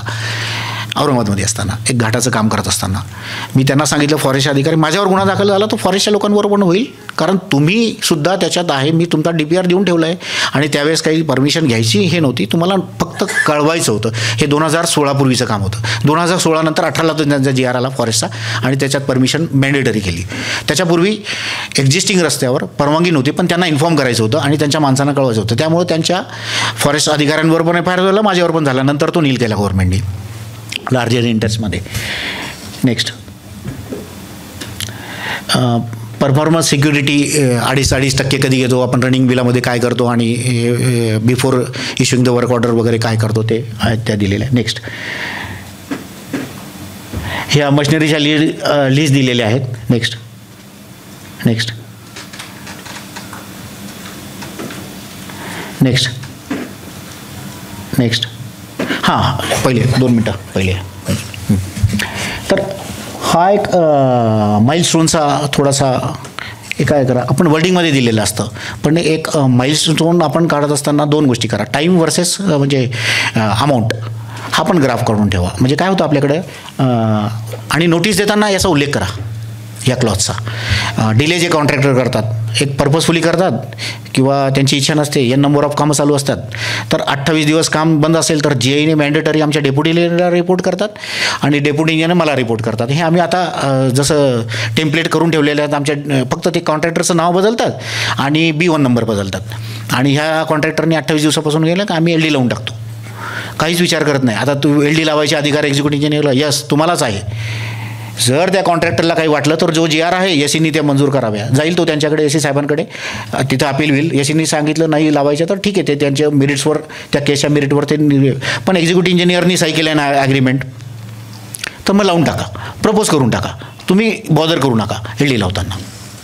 आणि हे टूल्स आहे आपल्या हातातले, हे जर तुम्ही टूल्स वापरले नाही तर ते बोथट होऊन जातील तुमच्या. म्हणजे त्या पेन्सिलला आपण जशी धार करतो, तुमचे टूल्स पण ते बोथट झाले, कोण विचारणार तुम्हाला. म्हणजे तुम्ही जर त्या टूल्सचा वापरच नाही केला, ते गंजून जातील ना, ते काय SBD करून फायदा. नेक्स्ट, स्पेशल कंडिशन असतात काहीतरी त्या PIUचे वगैरे. आता पुन्हा सांगेल NCR वगैरे किती तुम्ही दिलेत, तर त्यावर तुमचं PIUचं किती काम केलं किंवा डेप्युटी इंजिनियरने किती काम केलं हे दिसून येतं. तुमचं रिजेक्शन नाही हे मला फार गमतीची बाजू वाटते. इतकी छान साईट आहेत का, कधी रिजेक्शनच नाही असं असू शकतं का? तर रिजेक्शन असेलच ना, ग्रेडेशनमध्ये असेल, कुठे कंटेंट मिळाला नसेल. आणि NCR इश्यू केलं म्हणजे तुम्हाला SQC ऑफिसला जायची गरज नाही ना, तुम्हाला स्वतःच्या ऑफिसमध्येच तुम्हाला स्वतःचा ड्रॉप करायचा आहे. काय फार त्याला काय करायचं, त्याचा पेज नंबर काहीतरी असतो, पार्ट 2 मध्ये दिलेला असतो. त्याला पण NCR इश्यू करताना एक सांगतो, कधी निगेटिव्ह गोष्टी करताना बी स्पेसिफिक. मग कशासाठी NCR दिला, त्याच्यासाठी कुठली टेस्ट घेतली आणि ती कशात बसली नाही, हे सगळ्या गोष्टी आल्या पाहिजे. 3 गोष्टी आल्या पाहिजे. लोकेशन काय होतं NCR इश्यू करताना, कारण तुम्ही निगेटिव्ह गोष्टी करतायत. कारण कॉन्ट्रॅक्टरचं जर तिथे काम चांगलं असेल आणि तुमचा इश्यूर असेल आणि चांगले कॉन्ट्रॅक्टर असेल तर पत्र लिहितात. तर त्यामुळे लोकेशन लिहा, एक कुठली टेस्ट घेतली आणि त्याच्यामुळं काय फेल झालं आणि ते कसं आहे ते सगळं इलॅबरेट करा त्याच्यात, आणि मग NCRचा फॉरवर्डिंग लेटर त्याला लावा. एनक्लोज केला आहे आणि असं ते रिजेक्ट करण्यात आलं आहे. रिजेक्ट करताना आता कधी कधी होतं इन किलोमीटर्स आहेत का ते पण बघून घ्या. 200 मीटरला आहे का ती लेंथ पण मेन्शन करून ठेवा. कधी कधी कलेक्शनमध्ये 3-4 ट्रिप येऊन जातात, मुरमाचं पण होतं, कलेक्शनचं पण होतं, ओव्हरसाईज येऊन जातात. मग त्या स्ट्रेच पण मेन्शन करा जर लांबी मेन्शन करता आली असेल तर, किंवा पहिलाच असेल तर मग एकदम आणि NCR इश्यूज केला पाहिजे असं काही नाही आहे. कॉन्ट्रॅक्टरला तुम्ही सूचना देऊन जर तो ऐकण्यासारखा असेल तर पहिले तोंडी, पण आपण टाईमवर सांगतोय तो काय आपल्याकडे लक्षच देत नाही, कलेक्शन त्यांनी मग नका विचार करू. त्यांनी जर आपलं ऐकलं नाही तर NCR इश्यू करून टाका. आता तो कॉन्ट्रॅक्टचा पार्ट होऊन जातो, त्याला मॅन्डेटरी होऊन जातं, आपण पण आपल्या सांगायला सेफ होऊन जातो. NCR दिलेला आहे, तू कर बाबा आता तुझं. आणि NCR ड्रॉप करायचा कालावधी पण जसा SQC मॅडमच्या इथे आहे NCR वगैरे आपला ATR ड्रॉप करायचा, तसं आपला पण ठरवून घ्या. 15 दिवसाच्या आत आहेच तो मॅन्डेटरी, 15 दिवसाच्या आत त्याला करायला सांगा, नाहीतर पुढची कारवाई पण प्रस्तावित करा. नेक्स्ट, फर्स्ट इयरचा PIUने करायचा, NCR गेला तर तो PIUनेच ड्रॉप करायचा, किंवा डेप्युटी इंजिनियरसुद्धा NCR करू शकतात, जेईसुद्धा करू शकतात. फक्त तुम्ही टेस्ट घ्यायची, नोट कॅमचा फोटो काढायचा, काय टेस्ट घेतली ते सांगायचं. त्यांनी डेप्युटी इंजिनियरला सांगितलं तर डेप्युटी इंजिनियर रिपोर्ट करतील आणि executive engineer can issue the letter. Second इयरचा SQMचा असतो तो यस किंवा असेल तर ॲडव्हर्स रिमार्क असेल तर तो PIने बघायचा आहे, आणि जर थर्ड इयरनी SQM किंवा NQMने केला आहे तर तो SQM आपल्याला अलाउड होतो. नेक्स्ट फील्ड लॅबोरेटरीचं तर आहेच आपल्याकडे. फील्ड लॅबोरेटरी फंडामेंटल ते ह्या फंडामेंटल ब्रीच ऑफ कॉन्ट्रॅक्टमध्ये येतात. त्याची लॅब नसेल तर तुमचं त्याची वर्क ऑर्डरसुद्धा रद्द करता येते. हे आम्हाला मॅडमने म्हणजे ज्यावेळेस आमचं लॅब नव्हतं त्यावेळेस त्यांनी सांगितलं तो ह्या इतकी महत्त्वाची कंडिशन आहे, तुम्ही लॅबच इन्स्टॉल केली नाही आणि त्या SQMच्या ह्याच्यात आलं तर तुम्ही मग ती क्वालिटी सर्टिफाय कशी केली. हा महत्त्वाचा प्रश्न काय होतो, तुमची लॅबच नव्हती मग तुम्ही ती क्वालिटी सर्टिफाय कशी केली किंवा चेक कशी केली, हा बेसिक प्रश्न आहे. म्हणजे त्यांनी टेस्ट इक्विपमेंट दिली म्हणजे इनसफिशियंट असले तरी द्या त्याला, म्हणजे जे कामाचं इन्स्ट्रुमेंट असेल जे लेअर चालू असेल. नेक्स्ट हे जनरल कंडिशन आहेत. नेक्स्ट हे 2 मिनटं म्हणजे K1 K2 K3 सुद्धा आता आम्ही सर प्रयत्न करतो की स्वतः एक्झिक्युटिव्ह इंजिनियर आपण AI वापरून स्वतः करता येईल का, आपण सगळ्यांना सर्क्युलेट करू. आता थोडं सोपं झालं आहे तर याला थोडंसं आपल्याला लक्ष द्यायची गरज आहे. हे K1 K2 फॅक्टर्समुळे कॉन्ट्रॅक्टरला एखादी चुकीचे बेनिफिट होऊ शकतात PVC काढताना वगैरे, तर ते आपण स्वतः करू असं मला वाटतं. नेक्स्ट DLPच्या काही गोष्टी आहेत. चला नेक्स्ट ट्री प्लांटेशनच्या जर केलं नाही तर ते काय असेल तर ते या स्पेशल आपल्यासाठी म्हणून त्या आपले. नेक्स्ट नेक्स्ट नेक्स्ट SBD एकदा स्वतः सगळ्यांनी चाललेलं JEE D आणि Eनी तर मॅन्डेटरी आहे सर आपल्याला. आपले जे आता नवीन आपण आलो याला तर आपले क्लॉजेस वेगळे आहेत. आपले 52, 44 वगैरे असे आहेत. PWDचे 3 वगैरे आहेत, 2 आहे, 15 आहे म्हणजे त्यांचे टेंडरच्या रिमोलच्या किंवा विड्रॉलच्या. आपल्याला क्लॉजेस हे टेम्पलेटमध्ये टाकून घ्यायचं डिलेसाठी आणि क्वालिटीसाठी, हे 2च आपल्याला मॅक्झिमम वापरण्यात येतात. आणि जर विड्रॉ करायचं असेल डेट वगैरे तर फार कमी वेळेस होतं असं. तर मेनली आपल्या 2च गोष्टी होतात की टाईम डिले. हा जो क्लॉज आहे लिक्विडेटेड डॅमेजेस तो जरा इव्हॅल्युएट केला असेल तर हो करतो. आता हा लावायचा कसा, LD लावायची कशी. आता तुमचं काम सुरू झालं आहे आणि त्यांनी म्हणजे सुरू झालं आहे तर 28 दिवस केलंच नाही तर तुम्ही त्याला पहिली नोटीस देऊन टाका. बघा काही करताना नोटीस फार महत्त्वाची आहे. सेकंड नोटीस पण द्या, स्मरणपत्र आम्ही हे करणार आहेत म्हणून, आणि काय करणार आहेत तर त्याचं कॅल्क्युलेशन पण द्या. पहिल्या नोटीसमध्ये लावणार आहे म्हणून द्या, सेकंडमध्ये असं झालेलं आहे आणि त्याचं कॅल्क्युलेशन पण करून द्या. आता कॅल्क्युलेशन कसं करायचं तर माइलस्टोनप्रमाणे झालेलं काम. तर टेंडर कंडिशनमध्ये 2 आहेत आपल्या LD लावायच्या पद्धती. एक रिमेनिंग वर्कवरच्या पण आहे आणि टोटल प्रोजेक्ट कॉस्टवर पण आहे. तर ते तुमच्या नेमकं SBDला काय क्लॉज आहे तो बघा. SBDला युनिव्हर्सली पूर्ण भारत देशामध्ये एकच क्लॉज आहे. कुणाला वेगळा म्हणजे पुण्याला वेगळा, परभणीला वेगळा असं नाही. बॅलन्स वर्कला नाही सर. ऐका, तुम्ही जे 28 दिवस त्याने काम केलं नाही तर नोटीस द्या असं म्हटलं तर ते चुकीचं आहे. 28 दिवस जर त्यानं काम केलं नाही आणि if you are able to prove it is a breach of contract. हो आहेच ना सर. मग नोटीस नाही, ब्रीच ऑफ कॉन्ट्रॅक्टची नोटीस आहे. मी काय म्हणतोय की माइलस्टोन तुमचा अचीव झाला नाही तर त्या इव्हेंटमध्ये LD कशी आणि किती लावता. हो ते सांगायचं नाही. काय प्रॅक्टिस आहे. दोन क्लॉज आहेत. मी पुन्हा सांगतो, मी म्हणजे करेक्ट करेल मी स्वतःला. हे 2 क्लॉज आहेत का आपल्याकडे की आपण काय करतो, एक प्रोजेक्ट कॉस्टला लावतो आणि ADBचे काहीतरी वेगळे असतील माझ्या मते आणि PMJSYचे वेगळे असेल. मी पुन्हा वाचून घेतो सर, मी तुम्ही दोन्ही क्लॉज पाठवतो. एक आहे बॅलन्स कॉस्टला आहे, माझं चुकत नसेल बरोबर आहे. बॅलन्स कॉस्टलाच आहे. कॉस्ट देअर ऑफ असा शब्द आहे, कॉस्ट देअर ऑफ. तर कॉस्ट देअर ऑफचा मिनिंग असा आहे की whatever remaining cost is there त्याच्या आपण 1% per week up to maximum 10% बरोबर असा PMJSYला आहे. तर याला SE लेवलवरती कसं इंटरप्रिट केलं जातं आणि एक्झिक्युटिव्ह इंजिनियर लेवलवरती कसं ते सांगा. आता माइलस्टोन तर आपल्याकडे आहे सर. 1.8ला दिलेला होता पहिले, 1.8 आणि 3.8 आणि 4 त्याचे स्लॅब आहेत. समजा त्याचे कॉस्ट करून ठेवलेत. आमच्याकडे बिल तयार आहे. 1.8ला आम्ही आलो, आम्हाला डेट माहिती आहे, आम्हाला पिरियड मिळाला, किती मुदतीचं झालं आणि किती बॅलन्स अमाऊंट आहे त्याप्रमाणे आम्ही वीकपासून ज्या दिवशी आमची नोटीस सर्व झाली त्या दिवसापासून आम्ही त्याला 1% लावू शकतो. ते ग्रॅज्युअली वाढवत जायचं आहे त्यांनी जर ऐकलं नाही किंवा रिस्पॉन्स दिला नाही तर. पण सर आम्ही ते क्लॉज इम्प्लिमेंट करण्यापेक्षा काम करून घेणं, बघा कोणालाही त्या भीतीनी काम करून घेणे जास्त महत्त्वाचं आहे. सर कॉन्ट्रॅक्टरची भीती ज्या क्लॉजची संपली तर म्हणजे ठीक आहे, काही गोष्टी आमच्या पण 2 गोष्टी, कॅश फ्लो पण मेंटेन झाला पाहिजे. मग बीड कॅपॅसिटी काय होती, आता काही प्रोजेक्ट असेच सर ADBचे, म्हणजे आता तुम्हाला जास्त माहिती आहे ADBच्या 3ला काय झाले, मग आपण त्याला हे सगळे क्लॉजेस लावू शकतो का आणि ते टिकतील का पुढे.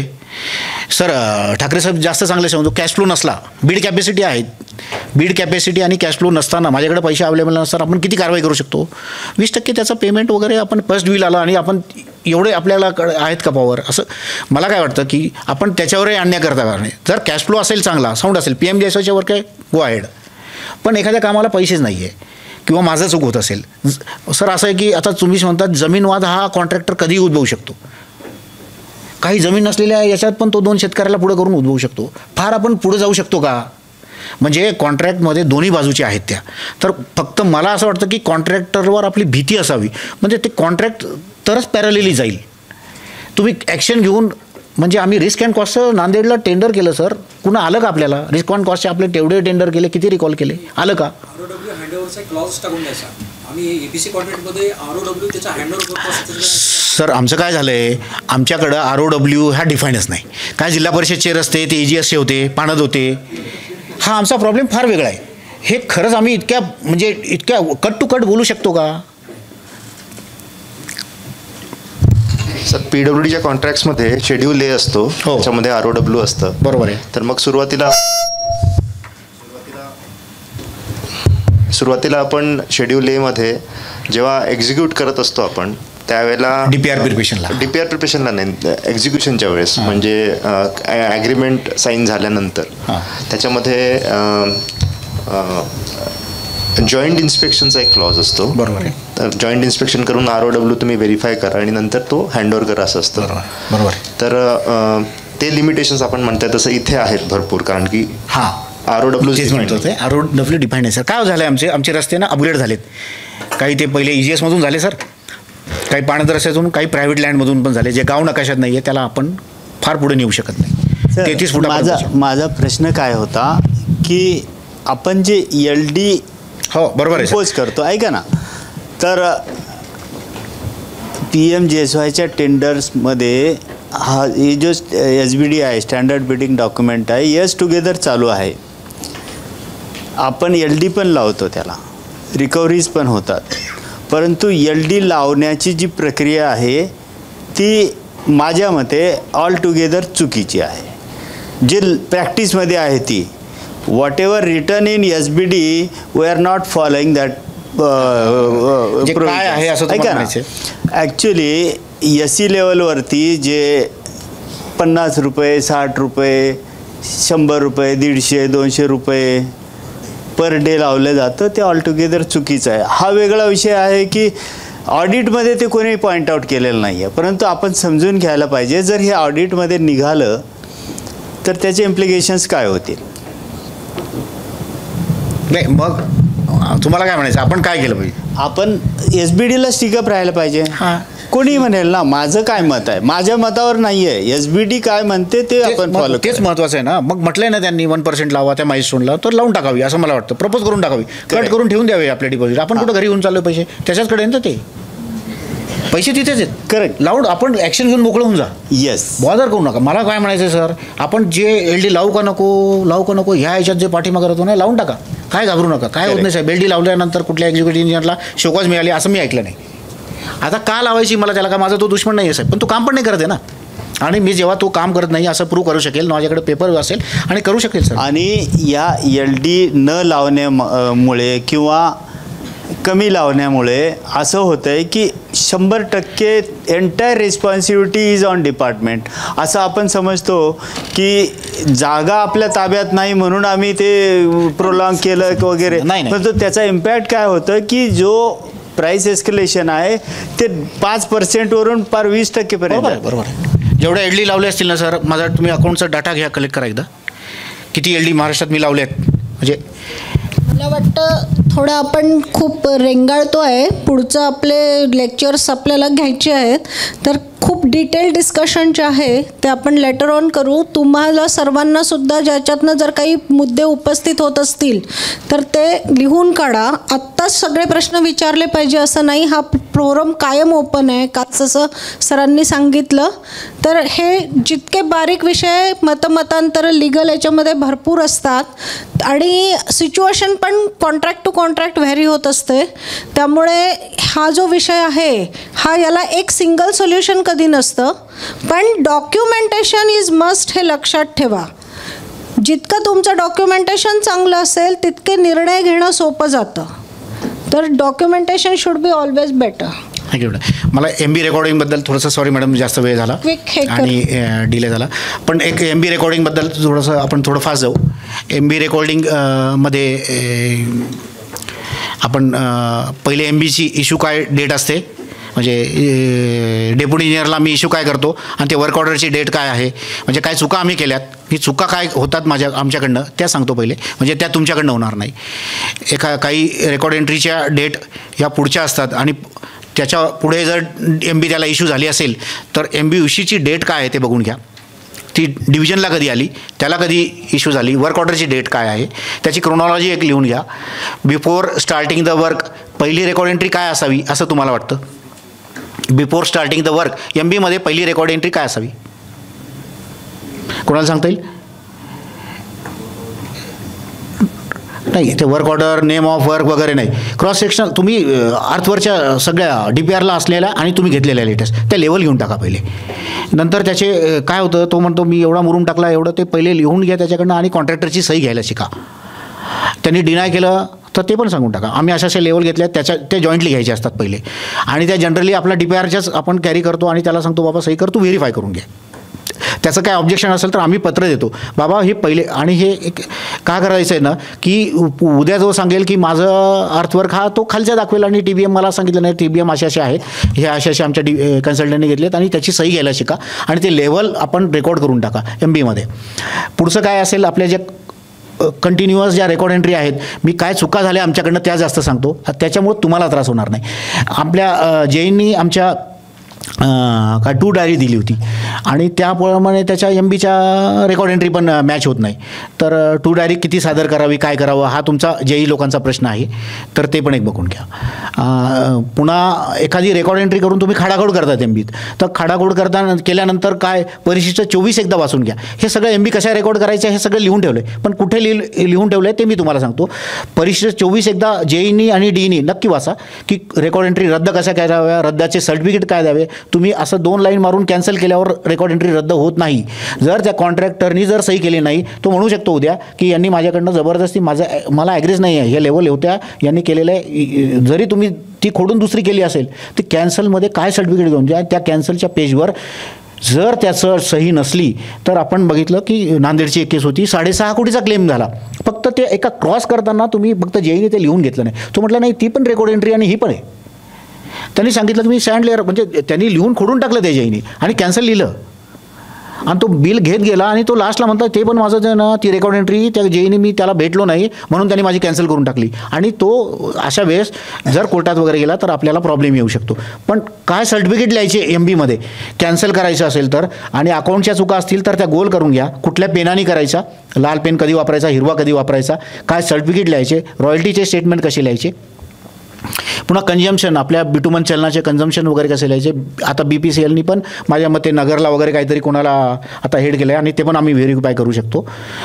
इमल्शनचे पण चलन वगैरे MBत रेकॉर्ड करताना फार काळजी घ्या. पुन्हा आपण सगळे थिकनेसेस जे आहे त्या LBS लिहितो, त्या लेवलनी लिहायला पाहिजे. स्पेसिफिकेशन रेड बुक आणि पिंक बुक हे कोणाला माहीत नसेल तर आपल्या ॲटलिस्ट डिव्हिजनला तरी ठेवा.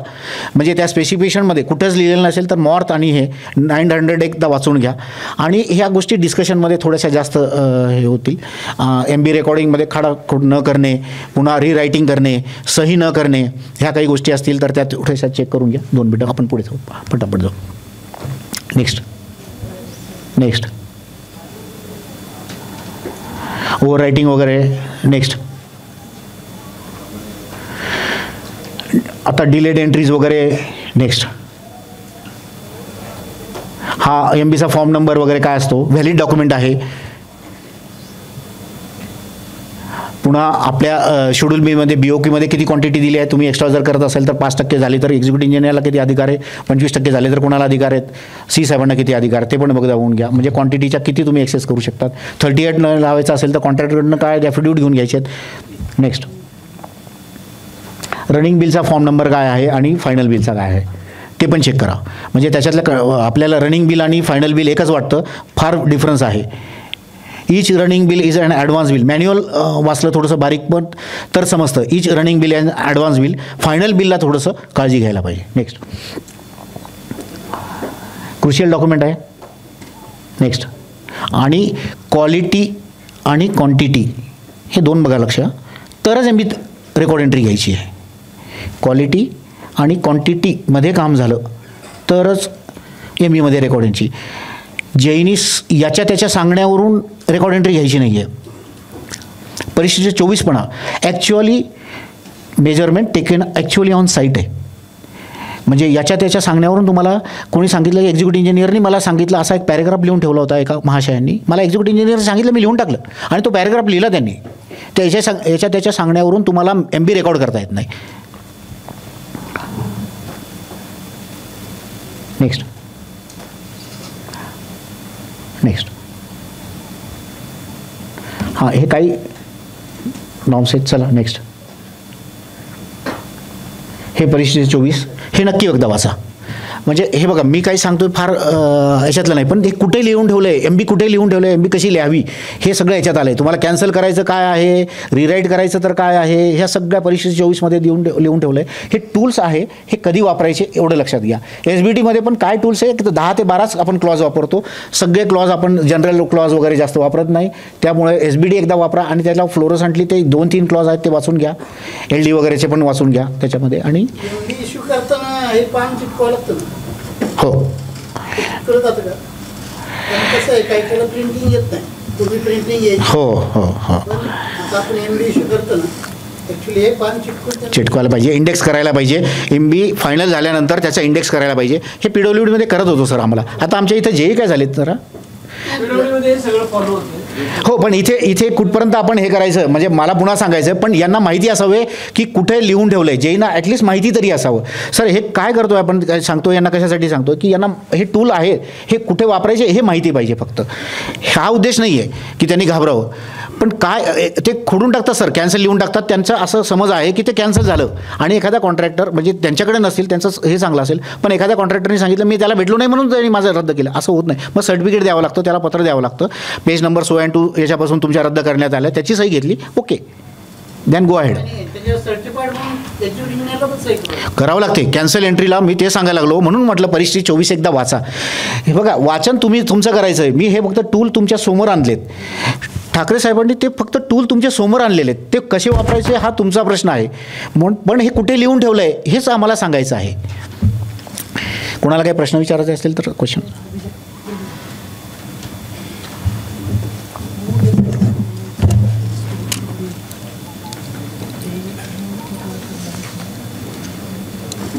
या विषयावर खूप जास्त प्रश्न असतील बऱ्याच जणांच्या मनामध्ये. त्यामुळे इमिडिएटली जर सुचत नसतील आणि कामावर गेल्यानंतर जर रेज व्हायला लागले प्रश्न तरी विचारा, तेव्हा विचारा. तुम्हाला आता राईट पर्सन माहीत आहे, कोणासमोर प्रश्न रेस करायचे आहे, तुमच्या PIU-कडे रेस करा, तुमच्या PIU-च्या प्लॅटफॉर्मवर आणि ते त्याच्यावरची चर्चा होईल. माझा आवाज जातो असं. थँक्यू. पुढे करूया आणि हा सेक्शन ओपन आहे अजून क्वेश्चन आन्सरसाठी.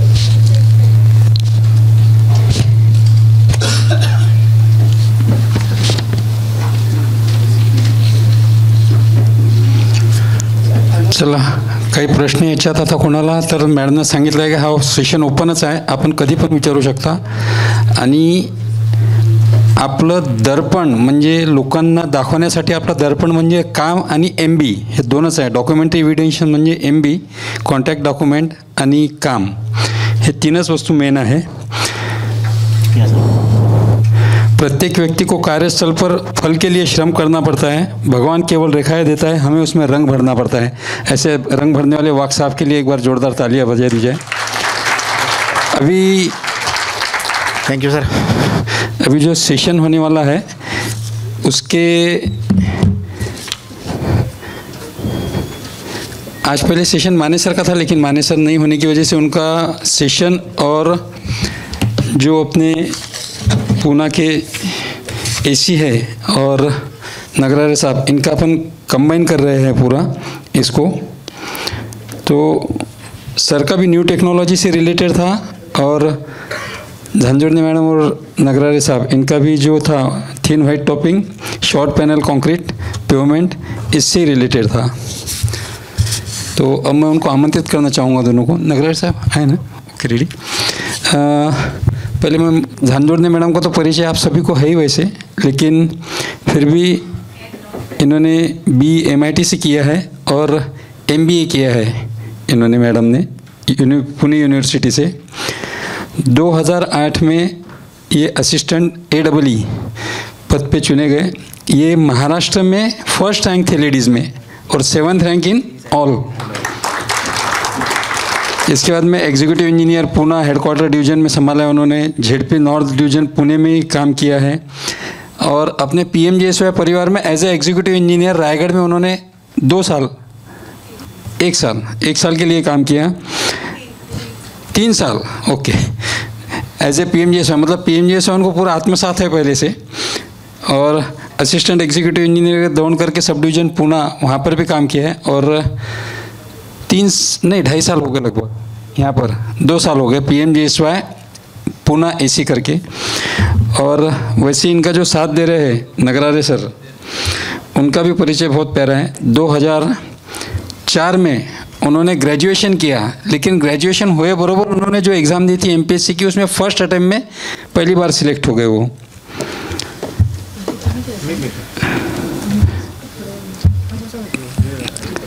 2004 में उनको 2007-8 में उनका ट्रेनिंग हो गया। फिर उसके बाद में 2008 से 10 तक अमरावती में उन्होंने काम किया, ZP अमरावती में, RP Pune, sub division Pune, executive engineer करके सबसे पहले उन्होंने RV में काम किया। फिर उसके बाद में PMRDA और 24-25 में वो पूना PMJSY परिवार से जुड़ गए। और उनके 2 बहुत अच्छे अचीवमेंट है। 2 बार उनको उत्कृष्ट अभियंता करके पुरस्कार मिला, एक बार उसके लिए तालियां हो जाए। और जो सरकार का एक महत्वाकांक्षी प्रोजेक्ट था अष्टविनायक परिक्रमा, नाम सुना होगा शायद सब लोगों ने।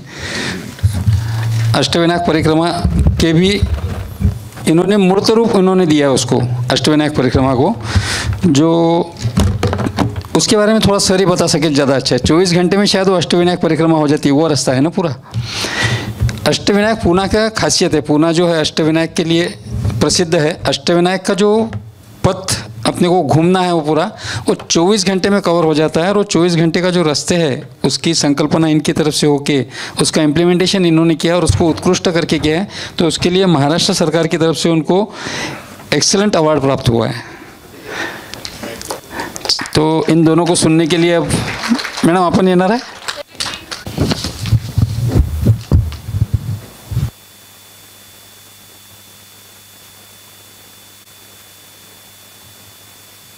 याच्यावरती नाही होत का? त्याच्यावरती पण व्हायचं. हां ठीक आहे, याच्यावरतीच ठीक आहे. नमस्कार, मी सत्यशील नगरारे, PIU पुणे. मुळात सस्टेनेबल रुरल कनेक्टिव्हिटीबाबत संभाजी माने सरच प्रेझेंटेशन देणार होते, परंतु काही फॅमिली इमर्जन्सीमुळे ते देऊ शकत नाही आहेत. त्यांच्याऐवजी मी प्रयत्न करतो आहे द्यायचा.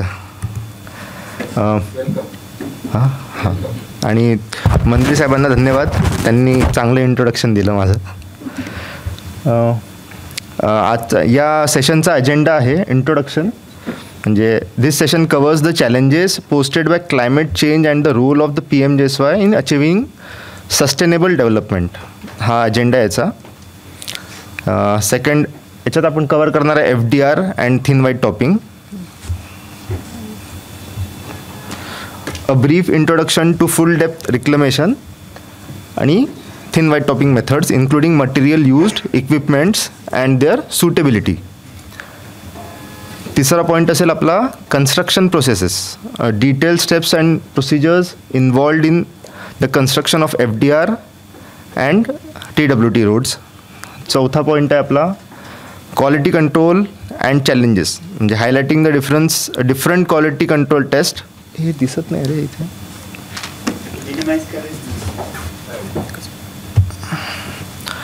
Tests required to be conducted during construction. Also challenges faced during implementation of these methods. आणि पाचवा पॉईंट आहे आपला कंपॅरिझन विथ कन्व्हेन्शनल मेथड्स. आता बेसिकली क्लायमेट चेंज म्हणजे आपल्याला सगळ्यांनाच माहिती आहे की climate change refers to long term shifts in global or regional climate patterns, often attributed to increased level of greenhouse gases in atmosphere due to human activities. आता आपल्याला सगळ्यांनाच माहिती आहे की ग्रीनहाऊस गॅसेस म्हणजे CO2, मिथेन, नायट्रस ऑक्साईड वगैरे, पण त्यांना ग्रीनहाऊस हे का म्हणतात हे कोणी सांगू शकेल? म्हणजे ट्रेनिजमध्ये ॲटलिस्ट.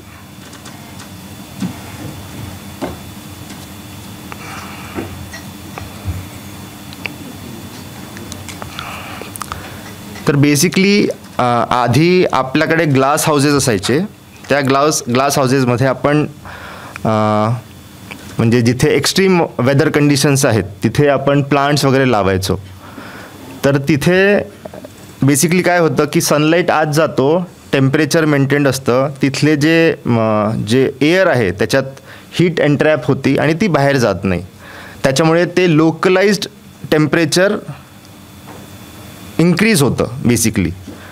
तर सिमिलरली जेव्हा म्हणजे CO2 किंवा बाकीचे ग्रीनहाऊस गॅसेस आपल्या अर्थच्या ॲटमॉस्फिअरमध्ये त्याचा पर्सेंटेज वाढतो, त्यामुळे जे हीट आहे सनची ती एन्ट्रॅप होती आणि ते दॅट कॉजेस ग्लोबल वॉर्मिंग. हे आपल्याला सगळ्यांनाच माहिती आहे. ग्लोबल वॉर्मिंग किंवा त्याच्यानंतर त्याचे एल निनो इफेक्ट वगैरे आपण ऐकलं असेल सगळ्यांनी.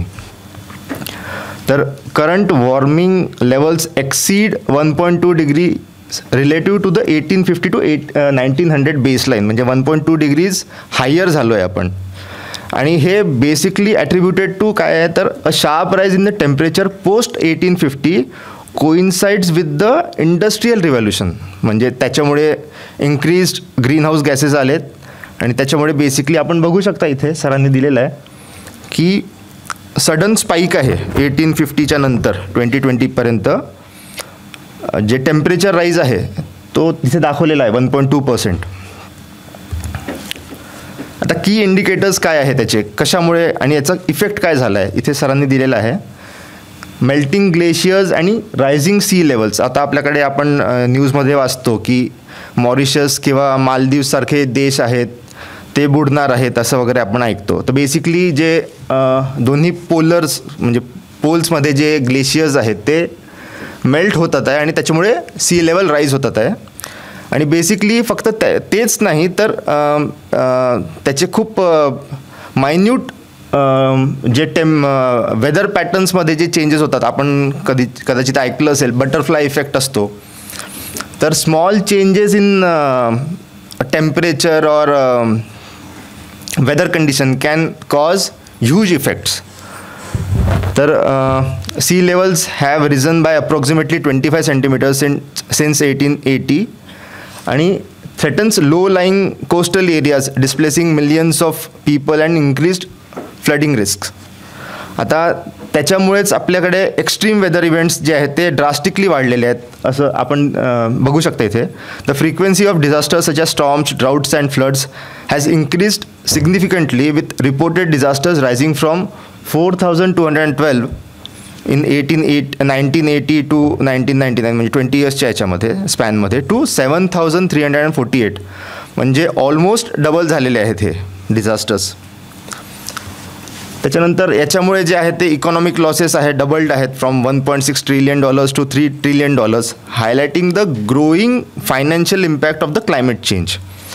त्याच्यानंतर आपण एक्सपिरियन्स करतोच आहे heat waves, heavy rainfall, prolong droughts आणि डिस्टरप्ट इकोसिस्टम्स. याच्यात इंडिया अँड क्लायमेट चेंज, म्हणजे क्लायमेट चेंज बाबत इंडियावरती काय आपला त्याचा इफेक्ट झालेला आहे आपण बघू शकता. India's average temperature has already risen by 1 degree Celsius from 1960 to 2018 आणि expected to rise ranging between 1.7 to 2.3 degree Celsius म्हणजे बाय 2050. आता फक्त ग्लेशियर्स मेल्ट होतात असं नाही, पण जनरली असं पण एक ॲट्रिब्यूट केलं जात आहे राईज इन टेम्परेचर, की त्याच्यामुळे बेसिकली क्रॉप पॅटर्न्स डिस्टर्ब होतात. त्याच्यानी जे ड्राउट्स असतात ते वाढतात आणि त्याच्यामुळे आपल्याकडे ग्रीन कवर कमी होतं असं पण एक स्टडी सांगतं त्याच्यात. As in the image of Zepang Ghat glacier Himachal प्रदेशमध्ये आपण तिथे बघू शकता की ते ग्लेशियर होते, त्याचं एरिया जो आहे तो 36.49 हेक्टर्स होता इन 2000 आणि 101.3 हेक्टर्स इन 2022 होता. Increasing the risk of glacier outburst, म्हणजे जे लेकचं साईज वाढलेलं आहे, ग्लेशियर कमी झालेलं आहे आणि आउटबर्स्ट जे आहे ते त्याची रिस्क वाढलेली आहे. The frequency of occurrence of warm days and warm nights are projected to increase by 55% to 70% by 2060 या ग्रीन हाऊस गॅसेस आणि क्लायमेट चेंजमुळे. Coastal cities like Mumbai, Chennai, Kolkata face severe risk from projected sea level rise of 0.3 to 0.8 meters by 2100. Sir madam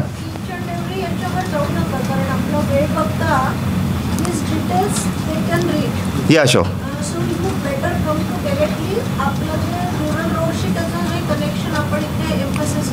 ठीक आहे. आता मी थोडं fast जातो. Paris Kyoto protocol आणि पॅरिस ॲग्रीमेंटबद्दल आपण वाचलं असेल, साहेब बरेचदा सांगत असतात. तर क्योटो प्रोटोकॉल 1997 झाला होता, पॅरिस ॲग्रीमेंट 2015 झालेला आहे. त्याच्यामध्ये basically carbon green house gases किंवा कार्बन फूटप्रिंट कमी करण्याबद्दल आपण प्रयत्न करतो आहे आणि त्याचे प्रत्येक कंट्रीला काही टार्गेट्स दिलेले आहेत. त्याच्यात आपण खूप जात नाही आम्ही डिटेल्समध्ये. हे इथे दाखवलेले आहे ग्रीन हाऊस गॅस फूटप्रिंट जे आहे ते 1990s किती होते आणि 2022 किती आहेत. आता प्रधानमंत्री ग्राम सडक योजनेमध्ये बेसिकली आपण काय हे इम्प्लिमेंट करायचा प्रयत्न करतो आहे. तर objective is to provide all weather road connectivity to unconnected habitations in rural areas. हे आपला PMGSYचा मेन ऑब्जेक्टिव्ह आहे. आणि rural roads accounts for almost 72% of the India's total road network. त्याच्यामुळे जर तुम्ही ग्रीन टेक्नॉलॉजी रुरल रोड्समध्ये वापरले ते इन्व्हेरेबली ते ओव्हरऑल आपल्या कंट्रीची कार्बन फूटप्रिंट कमी करायला मदत होईल. विथ सच वास्ट नेटवर्क ते इट विल हेल्प. आता PMGSY विजन डॉक्युमेंट 22 ऑलरेडी दिलेलं आहे की vision document launch by PMGSY outlines the new technology initiatives and guidelines for rural roads आहेत and aimed at promoting innovative sustainable construction practices आहे. त्याच्यामध्ये आपल्याकडे याच्यामध्ये आपल्याकडे FDR आहे, थिन व्हाईट टॉपिंग आहे, सॉईल स्टेबिलायझेशन आहे, mechanise surface dressing, cold mix design etcetera. म्हणजे आपण आता शिकतोच आहे ते. आता याच्यात बेसिकली सरांनी 2 टेक्नॉलॉजीज जे आहेत ग्रीन टेक्नॉलॉजीज त्याच्याबद्दल कंपॅरिझन दिलेलं आहे. फुल डेप्थ रिक्लेमेशन आणि थिन व्हाईट टॉपिंग हे आपण आता सध्या वापरतो आहे. FDR आणि TWT आपण बरेच लोकांनी आता वापरतो किंवा वापरणं सुरू केलेलं आहे. तर त्याच्यातला बेसिक डिफरन्स इथे आहे की FDR म्हणजे काय, तर रिसायक्लिंग बेस्ड अप्रोच आहे. तो converts the entire existing pavement into a stabilised base eliminating the need for fresh material. म्हणजे जो तिथे आहे त्यालाच आपण पल्वराईज करून त्याच्यामध्ये ॲडिटिव्स किंवा सिमेंट ॲड करून त्याला स्टेबलाइज करून तेच आपण वापरू शकतो. विच इज कॉस्ट इफेक्टिव्ह आणि बेसिकली इट एन्हान्स स्ट्रेंथ आणि ड्युरेबिलिटी असते त्याची. व्हेरॅज थिन व्हाईट टॉपिंग जे आहे ते आता मॅडम सांगतील त्याच्याबद्दल डिटेल्स की it is basically a concrete overlay over a existing bituminous surface आणि जो एक्झिस्टिंग बिटुमिनस सरफेस आहे तो स्ट्रक्चरल साऊंड असला पाहिजे आणि बॉन्डिंगमुळे ते थिन व्हाईट टॉपिंगची थिकनेस कमी असते. त्याच्याबद्दल डिटेल्स सांगतील मॅडम. आता याच्यात बेसिकली त्यांनी सांगितलेलं आहे की मटेरियल्स यूज कुठले आहेत FDRमध्ये आणि थिन व्हाईट टॉपिंगमध्ये. म्हणजे मटेरियल्स यूज FDRमध्ये लो कार्बन सिमेंट आहे, त्याच्यानंतर कमर्शियल सिमेंट केमिकल स्टेबलायझर्स आहे, वॉटर अँड ॲडिशनल ॲग्रिगेट्स आहेत. वेअरॅज थिन व्हाईट टॉपिंगमध्ये आपण PPC वापरतो, फाईन ॲग्रिगेट, रिइन्फोर्समेंट्स, बॉन्डिंग आणि सीलंट्स वगैरे वापरतो. Equipments used are in FDR are reclaimer किंवा स्टेबलायझर, वॉटर टँकर्स एक्सेट्रा. आणि याच्यामध्ये थिन व्हाईट टॉपिंगमध्ये सुरुवातीचा लेअर जो आहे बेटर बॉन्डिंगसाठी आपण मिलिंग करतो, त्याच्यामुळे मिलिंग मशीन वापरतो आहे. आणि नंतर बाकीचे जे इक्विपमेंट्स आहेत ते आपले नॉर्मल CC पेमेंटमध्ये जे वापरतात ते आहेत. युजेस जे आहे म्हणजे प्रत्येक FDR आणि थिन व्हाईट टॉपिंग कुठे वापरायचं, तर इट इज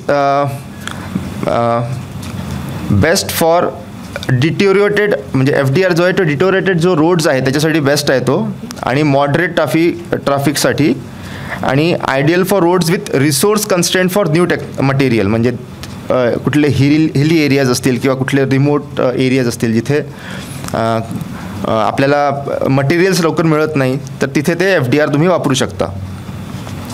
थिन व्हाईट टॉपिंगमध्ये suitable for roads with reasonable sound base आणि surface level distress like rutting and cracking, म्हणजे बेस थोडा साऊंड असला पाहिजे. आणि it is used for high traffic and expose to heavy axle loads.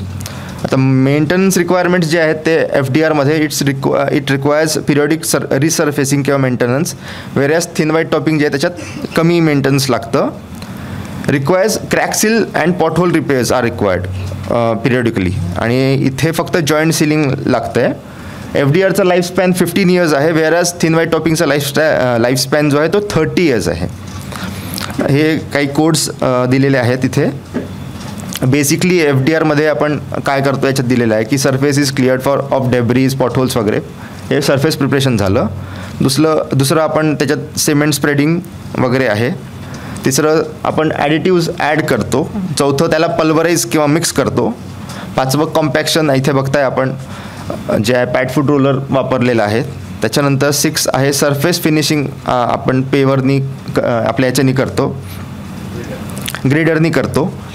त्याच्यानंतर crack relief layer हा एक महत्त्वाचा पार्ट आहे इथे. रिफ्रॅक्टिव्ह क्रॅकिंग जे आहे त्याला ते अरेस्ट करतात, त्याच्यामुळे तो लेयर देतात त्याच्यात, आणि त्याच्यावरती आपण BC करतो. हा व्हिडिओ मी स्किप करतो. थिन व्हाईट टॉपिंगबद्दल आपण नंतर डिटेल्स बघणारच आहे या सेशननंतर. हे क्वालिटी कंट्रोलचे काही टेस्ट आहेत FDRचे दिलेले आहेत, thickness of stabilised layer, pH वगैरे. त्याच्यानंतर quality control test for TWT त्या पण आहेत. नॉर्मल ज्या आपल्या कॉन्क्रीटच्या असतात त्याच असतात.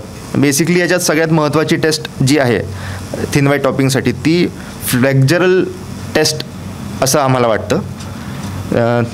ती ॲक्सेल लोडसाठी खूप महत्त्वाची आहे. फ्लेक्झरल बीम टेस्ट जी आपण करतो, जी जनरली साईटवर होत नाही, ती महत्त्वाची आहे थोडी. आता चॅलेंजेस काय आहेत याच्यात, मला असं वाटतं हे मी थोडं स्किप करतो आणि आपण कंपॅरिझन विथ कन्व्हेन्शनल मेथडला जाऊयात. म्हणजे वाय आपण कन्व्हेन्शनलच्या ऐवजी थिन व्हाईट टॉपिंग किंवा FDR आपण का घेतो आहे, तर एक केस स्टडी केलेली आहे C ऑफिसनी. त्याच्यामध्ये कन्व्हेन्शनलमध्ये आपण 200 mm WBM, 50 mm BM plus OGPC plus seal coat घेतलेलं होतं, आणि त्याच्यात TWTमध्ये DLC 100 mm आणि TWT 160 mm घेतलं होतं, आणि FDRमध्ये 50 mm WBM, FDR 200 mmचा आणि BC 30 mmचं असं घेतलं होतं. त्याच्यात कॉस्ट कंपॅरिझन केलेली आहे की आता हे जे आहेत सगळे डावीकडे जे पर्टिक्युलर्स आहेत त्याच्यात आपण काय काय त्याच्यात लागतं ते दिलेलं आहे, आणि कन्व्हेन्शनलमध्ये किती कॉस्ट लागती, थिन व्हाईट टॉपिंगमध्ये किती लागती, आणि FDRमध्ये किती लागती हे इथे दिलेलं आहे. तर कन्व्हेन्शनलमध्ये 59.68 lakhs आहे, थिन व्हाईट टॉपिंगमध्ये 70 lakhs आहे. मला असं वाटतं पर किलोमीटर आहे हे, आणि FDRमध्ये 54.58. याच्यामध्ये सगळ्यात महत्त्वाचं म्हणजे जसं आपण ग्रीन हाऊस गॅसेसबद्दल आपण चर्चा केली होती, त्याच्यात CO2 एमिशन्सबद्दल आपण स्टडी केलेला आहे. याच्यामध्ये किती CO2 एमिशन्स होतात प्रत्येक याच्यासाठी, तर कन्व्हेन्शनलमध्ये 66.1 आहे. थिन व्हाईट टॉपिंगमध्ये तुम्ही बघू शकता की सुरुवातीला तो 163.2 आहे, पण नंतर जर आपण याच्यात नंतर फर्दर आपण गेलो तर लाईफ सायकलमध्ये तो किती कमी असतो ते आपण बघूयात, आणि FDRमध्ये 53.2 आहे.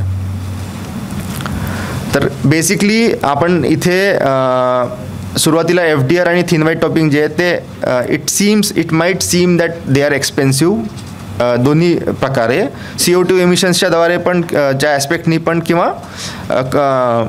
कॉस्ट वाईज पण ते एक्सपेन्सिव्ह वाटतात. परंतु कन्व्हेन्शनल पेमेंट जे आहे ते 10 इयर्ससाठी असतो त्याची लाईफ. FDRची 15 इयर्सची, वेअरॅज थिन व्हाईट टॉपिंगची 30 इयर्स आहे. तर हे थोडंसं लाईफ सायकल कॉस्ट ॲनालिसिस आपण इथे दाखवलेलं आहे. सुरुवातीला कन्व्हेन्शनलमध्ये 0 इयरमध्ये जर तुम्ही कन्सिडर केलं तर त्याच्या 10 इयर तर ते 59.68 म्हणजे 0 इयरमध्ये 59.68 लागतात. 0 इयर 10 इयरमध्ये परत 59.68, 20 इयर्समध्ये परत 59.68 असं टोटल कॉस्ट त्याच्यात लागते 179.04 over a period of 30 years. तेच जर आपण FDRला तो फॉर्म्युला लावला तर 54.58 सुरुवातीला कॉस्ट लागली आणि 30 इयर्सचा स्पॅन आपण कन्सिडर करतो त्याच्यामुळे 54.58 परत एकदाच लागणार आहे. त्याच्यामुळे टोटल कॉस्ट झाली 109.16 आणि थिन व्हाईट टॉपिंगमध्ये 70 लाख जरी इनिशियल कॉस्ट लागत असली तरी 30 इयर्ससाठी ती लागते. त्याच्यामुळे पुढचे पॅरामीटर्स जे आहेत ते 0 आहेत, आपण बघू शकता.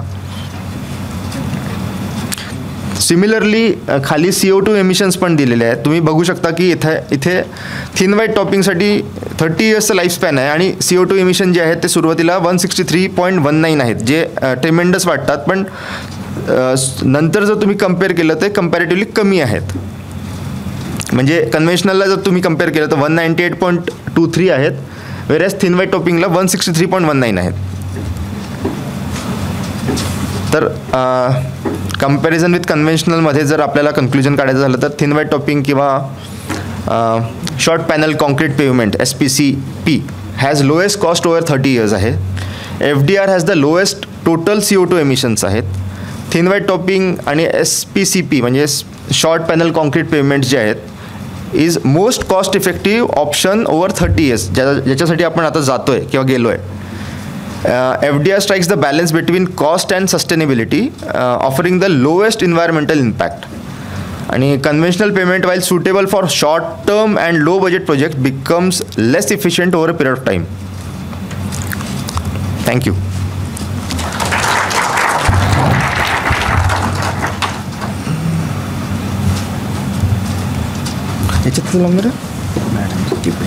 हां, तिथे याच्यात नाही आहे का? नाही, ते चेंज केलेलं आहे ना नंतर. ओके, ठीक आहे.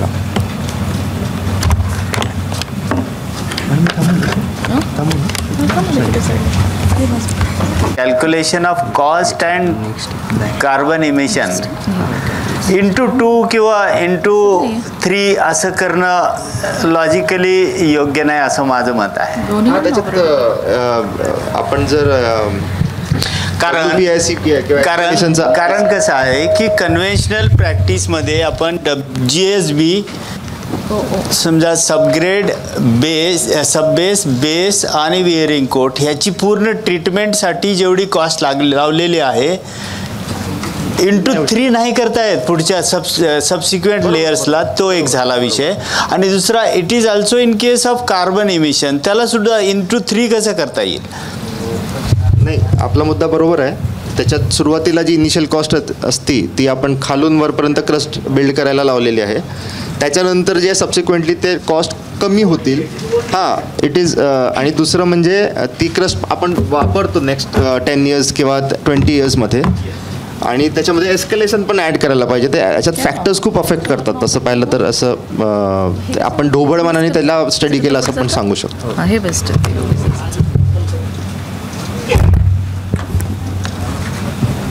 चालू करू.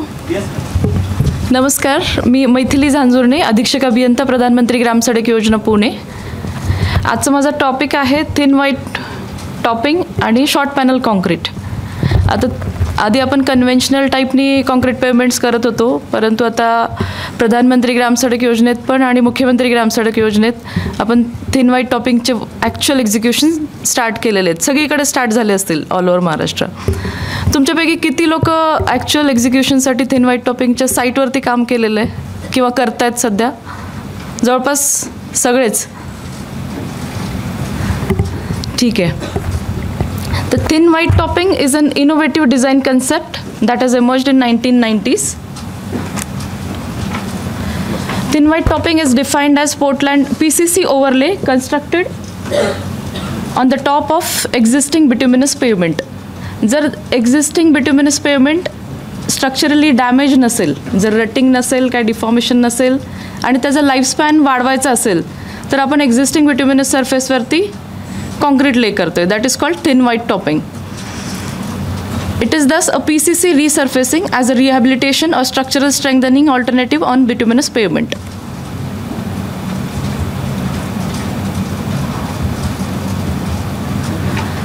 ह्याची थिकनेस साधारणतः 100 to 200 mm येते ॲज पर डिझाईन. आणि हे आपण it is bonded to an existing asphalt pavement. म्हणजे आपण डिझाईन करताना खालची क्रस्ट पण विचारात घेतोय डिझाईन कन्सिडरेशनमध्ये. TWT reduces the load induced stresses in the concrete overlay by bonding it to the existing asphalt pavement. Bonding करतोय आपण ॲस्फाल्ट पेवमेंटशी आणि त्याचं जे पॅनल्स आहेत आपण शॉर्ट पॅनल देतोय 1 मीटर बाय 1 मीटर किंवा 1.5 मीटर बाय 1.5 मीटर. त्याच्यामुळे आपल्याला कमी थिकनेसमध्ये ते करता येते. म्हणजे आपण जे कन्व्हेन्शनलला थिकनेस जास्त देत होतो ते आता आपण 100 ते 200 mm मध्ये थिकनेस ठेवतोय. ही त्याची डायग्राम आहे. खाली बॉन्डेड दिसते तुम्हाला. बॉन्डेडमध्ये आता आपलं हे panel size 1 metre by 1 metre आहे किंवा अप टू 1.5 बाय 1.5 आहे. Due to smaller slab size temperature stresses are very low. And due to smaller panels and bonded nature of overlay, thickness reduction and optimization is possible. हे दोन photos दाखवले. त्याच्यामध्ये thin white topping left साईडला आहे आणि तिकडे आपलं conventional concrete आहे. थिन व्हाईट टॉपिंगमध्ये तुम्हाला डिफरन्स दिसतोय. पॅनल साईज 1 मीटरचा दिसतोय आणि कन्व्हेन्शनलमध्ये आपला पॅनल साईज मोठा होता 3.5 बाय 4.5. आणि आपण हे जे थिन व्हाईट टॉपिंग आहे ते एक्झिस्टिंग BT सरफेसवर केलेलं आहे. आता आपण टाईप्स बघूयात व्हाईट टॉपिंगचे. Types of white topping: conventional white topping, thin white topping आणि ultra thin white topping. Conventional white topping सगळ्यांना माहितीच आहे. त्याच्यात थिकनेस 200 mm और मोर होता. थिन व्हाईट टॉपिंगमध्ये तो थिकनेस 100 to 200 आहे. आवाज येत नाही आहे. हां हां हां चालेल. काय दोन्ही चालू असल्यामुळे प्रॉब्लेम आहे. कन्व्हेन्शनलमध्ये तुमचं थिकनेस 200 mm और मोर होता. थिन व्हाईट टॉपिंगमध्ये तो थिकनेस कमी आहे 100 to 200 mm. आणि आपण एक्झिस्टिंग बिट्युमिनस सरफेसला तो बॉन्ड करतोय, त्याच्यावर ले करतोय. अल्ट्रा थिन व्हाईट टॉपिंगमध्ये थिकनेस अजून कमी आहे 100 mm पर्यंत आहे. आता आपण ह्याच्यात जास्त डिटेल नको जायला, आपण डायरेक्ट थिन व्हाईट टॉपिंग बघूयात. आता advantages of thin white topping. Thin white topping त्याचं लाईफ लाँग आहे 30 years. त्याच्यानंतर लो मेंटेनन्स आहे. BT सरफेस जर असता तर आपल्याला मेंटेनन्स जास्त करावं लागतं, पिरियॉडिक मेंटेनन्स. याचं लो मेंटेनन्स आहे. आणि इनिशियल कॉस्ट जरी हाय असेल तर लाईफ सायकल कॉस्ट लो आहे, कारण मेंटेनन्स कमी करावं लागेल. Improved safety and environmental benefits. का तर ते खालची क्रस्ट एक्झिस्टिंग सरफेसची क्रस्ट युटिलाइज करतो आपण. आणि लो कार्बन फुटप्रिंट्स. त्याच्यानंतर हे रिपेअर करायला सोपं आहे, कारण आपण पॅनल साईज छोटा देतोय. छोटा एक पॅनल आपण काढून नवीन रिकास्ट करू शकतो. जसं कन्व्हेन्शनलमध्ये तुम्हाला मोठा पॅनल काढावा लागला असता आणि रिकास्ट करावं लागलं असतं. Deformation like rutting and cracking predominant in case of bituminous pavement, which is normally absent with concrete surface of white topping. So better performance in higher temperatures. आता ह्याचे डिसएडवांटेजेस हाच आहे की हाय इनिशियल कॉस्ट आहे, 30 to 45% more expensive than asphalt payment. आणि कन्स्ट्रक्शनला time जास्त लागतो. दिवसाला आपण 80 ते 100 मीटर कन्स्ट्रक्ट करू शकतो. Poor riding quality than asphalt. आवाज येतो आपण त्या पेमेंटवरून जाताना. आणि it can not be used on structurally unsound surface. जर खूप जास्त BT स्ट्रक्चरल डॅमेज असेल तर तिथं आपण थिन व्हाईट टॉपिंग नाही करू शकत.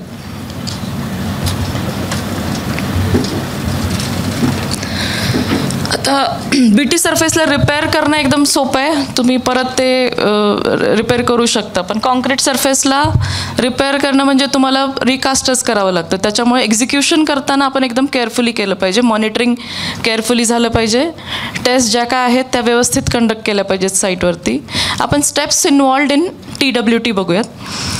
First step pre overlay repair म्हणजे site preparation, repair failed areas, pot holes म्हणजे पॉट होल रिपेअरिंग किंवा क्रॅक्स काय असतील तर ते फिल करून घेणे.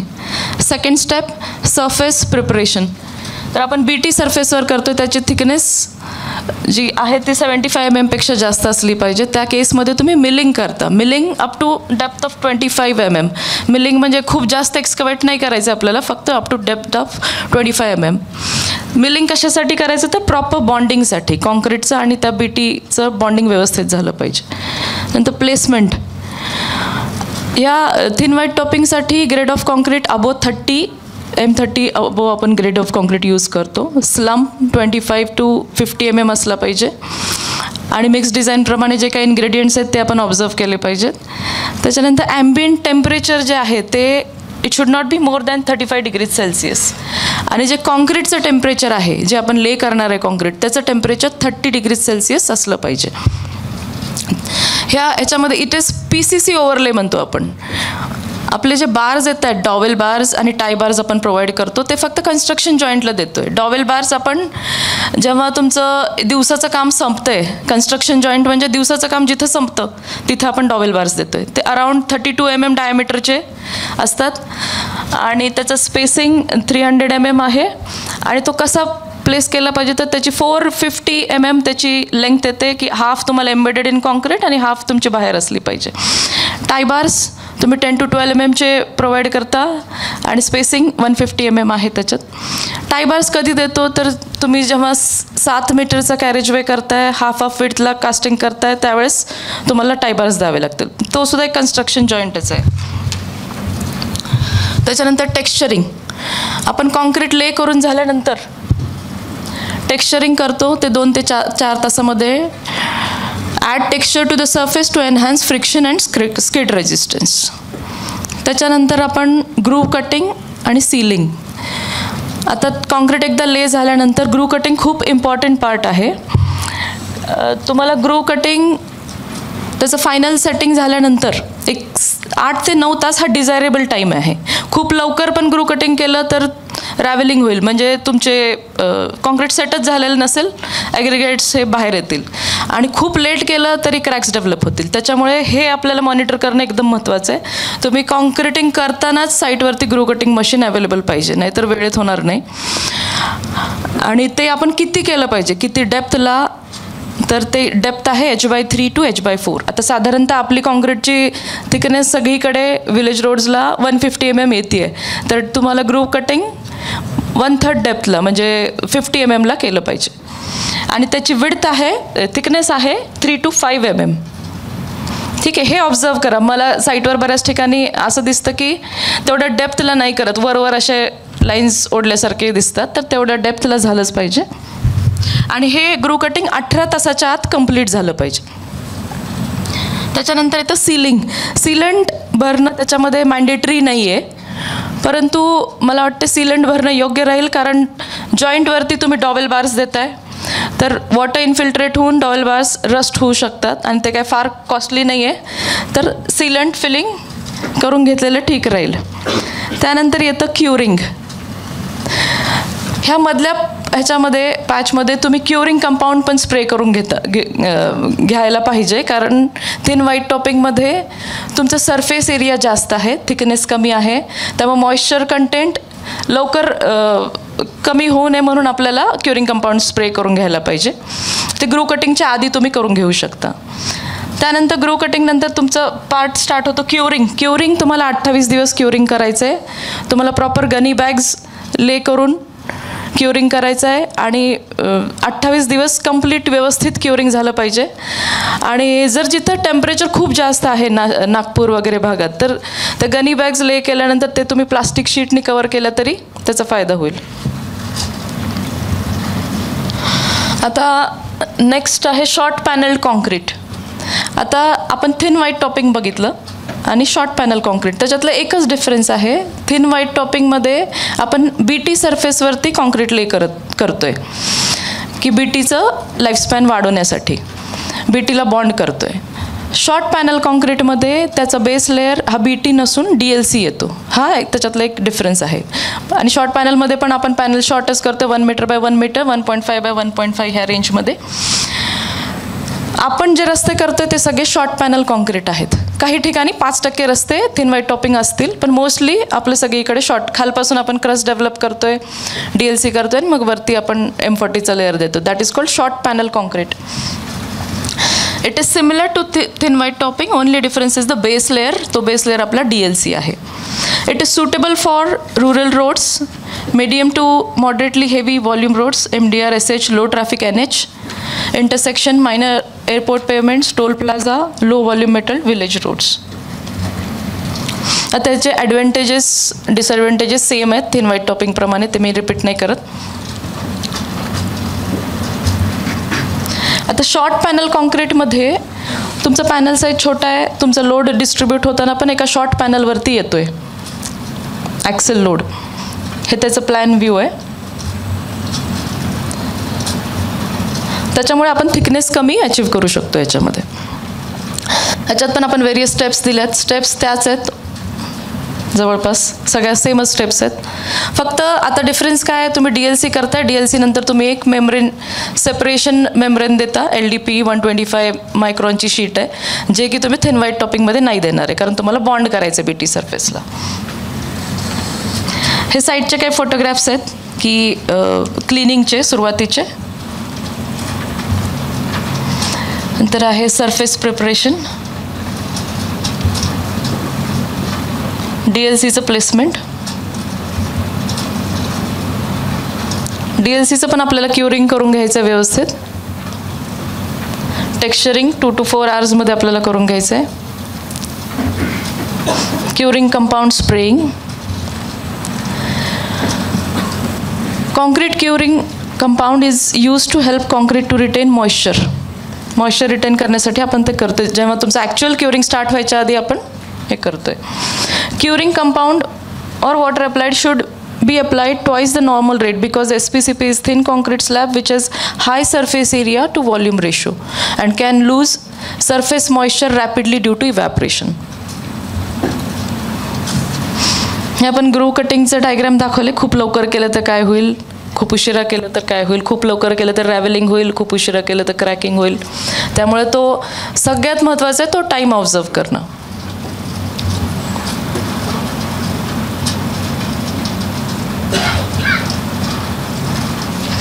नंतर आपण ग्रू कटिंग झाल्यानंतर ग्रू कटिंग क्लिनिंग करून घेऊन त्या सीलंट फिल करतो. तर curing white topping is important to prevent shrinkage cracking.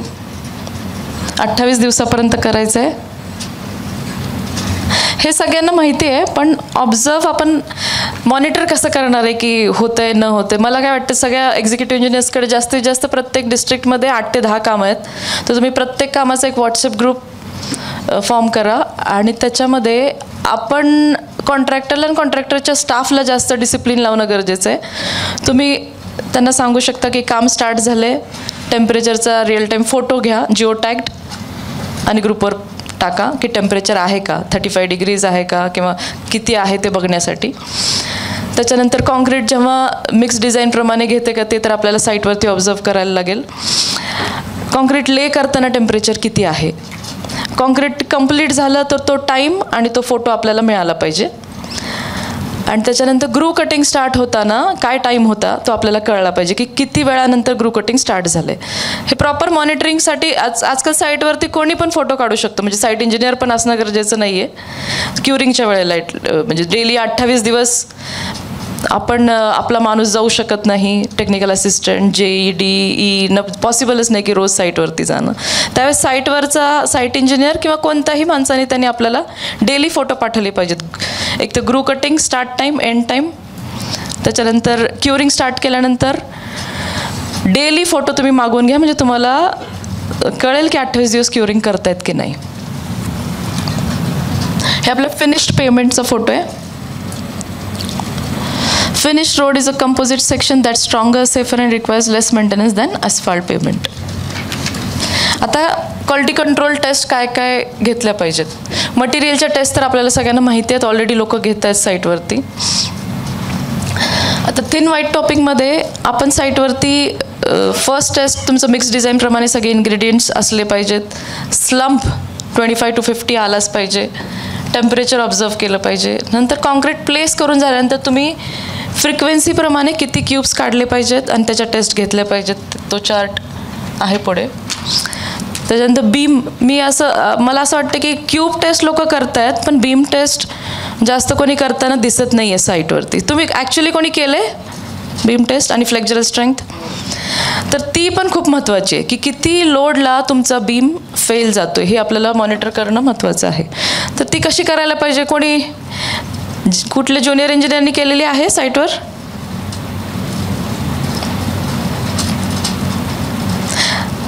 तर मी तुम्हाला एकदा फ्लेक्झरल स्ट्रेंथ कसं करतात ते एक्सप्लेन करेन.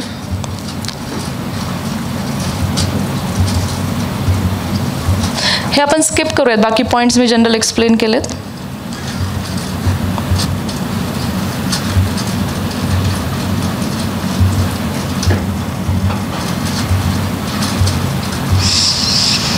स्लम कसा घ्यायचा सगळ्यांना माहितीच आहे. क्यूब कास्ट करतो आणि हे बीम्स कास्ट केलेले इथे दाखवलेले आहेत. तर जनरली आपण 700 mm बीम कास्ट करतो आणि त्याची 150 हे इथे डायग्राम दिलेली आहे त्याची. आणि CTM मध्ये आपण फ्लेक्झरल स्ट्रेंथ त्याची टेस्ट करतो. पुढे जात नाही.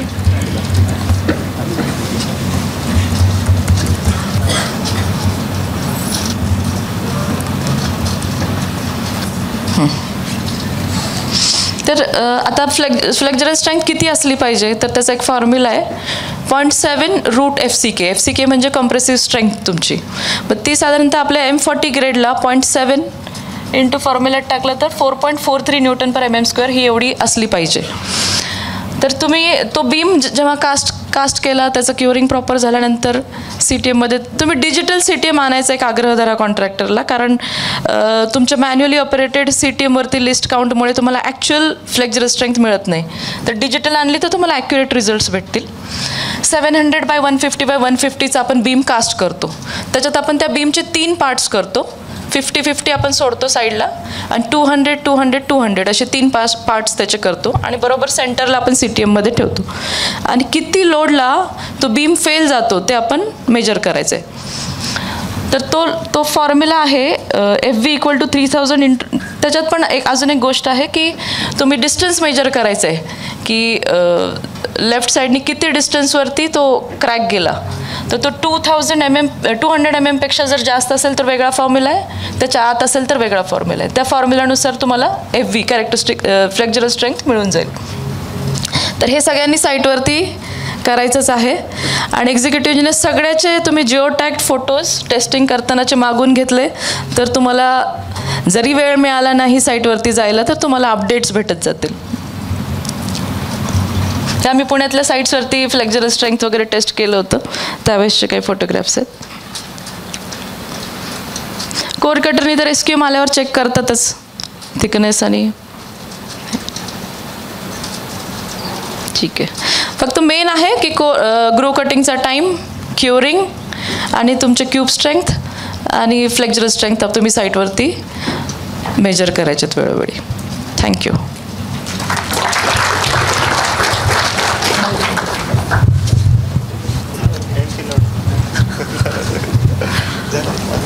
प्रॅक्टिकल काय सांगायचं नाही. कोणाचे काय प्रश्न आहेत?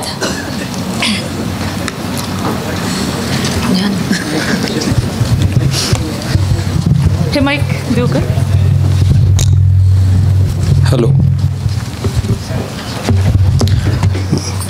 मॅडम, आपल्याकडे TWDची जी कामं चालू आहेत, रस्त्याची रुंदी आहे 3.75 मीटर. पॅनल्स कसे करायचे 1 मीटरचे? तो एक प्रॉब्लेम आहे आपल्याला एक्झिक्युशनला की आपल्याकडं विड्थ अवेलेबल नाही आहे. 1 ते 1.5 मीटरमध्ये आहे. आणि प्लस त्याच्यामध्ये आणखी एक आहे, आपण 1 गोमध्ये सगळं कॉन्क्रीट सेट हे करून देतो. केंबरचा एक प्रॉब्लेम होतो 375मध्ये. केंबरचा प्रॉब्लेम यायचा काही प्रश्न नाही. होय, खालपासून आपण केंबर मेंटेन करायचं आहे. ते 4 सेंटीमीटर ते 5 सेंटीमीटरमध्ये आपल्याला रेस करावं लागेल त्याच्यात. हो, पण आता पेवरला तुम्ही सेट करू शकता, काही प्रॉब्लेम नाही. खालच्या लेअरपासून तुम्ही केंबर व्यवस्थित मेंटेन करा. की आपण डॉवेल बार म्हटलं टॉपिक आणि याच्यात डॉवेल बार मला वाटतं आहे 15 प्रमाणे लेस दॅन 230ला डॉवेल बार टाकत असं माझं आहेच 15. अच्छा, डॉवेल बारची जी साईन दिली ना 25 मिनिमम दिली असेल, मिनिमम आहे. आणि त्याची जर थिकनेस 230 पेक्षा कमी असेल तर डॉवेल बार टाकू नये असं मला वाटतं. कन्स्ट्रक्शन जॉईंटलाच टाकतो ना आपण. नाही, कन्स्ट्रक्शन जॉईंट नाही आपण हां कन्स्ट्रक्शन जॉईंटला प्रत्येक ठिकाणी देतोय आपण डॉवेल बार्स.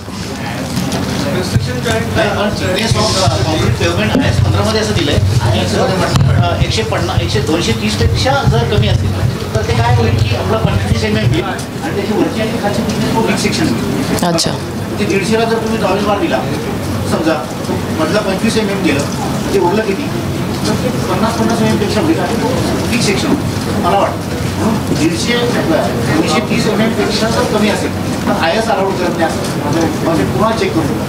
ठीक आहे.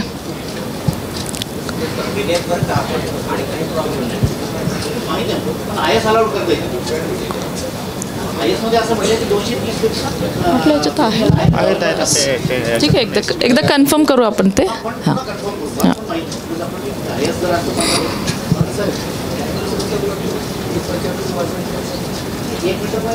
375ला आपण 0.93चा देतोय. थोडा 1 मीटरपेक्षा थोडासा कमी आहे आपला साईज.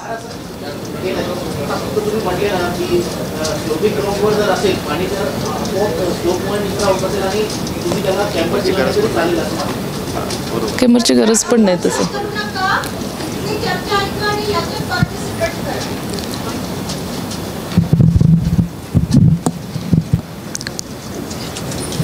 अजून कोणाला काही विचारायचं आहे? मनातली शंका आहे कोणाची? विचार. बेटा माईक दे होतं.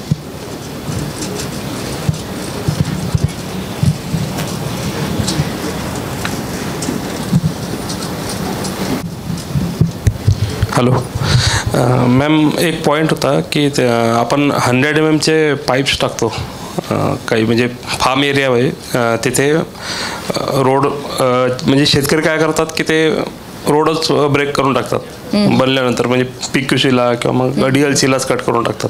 तर ते आपण 100 mm पाईप टाकतो. तो एक पॉईंट म्हणजे मला सांगायचं होतं की तो सगळ्या ठिकाणी राहायला पाहिजे. आम्ही बुलढाण्यामध्ये केला तसं. पेमेंटला तर तुम्ही दिलेच पाहिजे सगळीकडे क्रॉसिंगसाठी.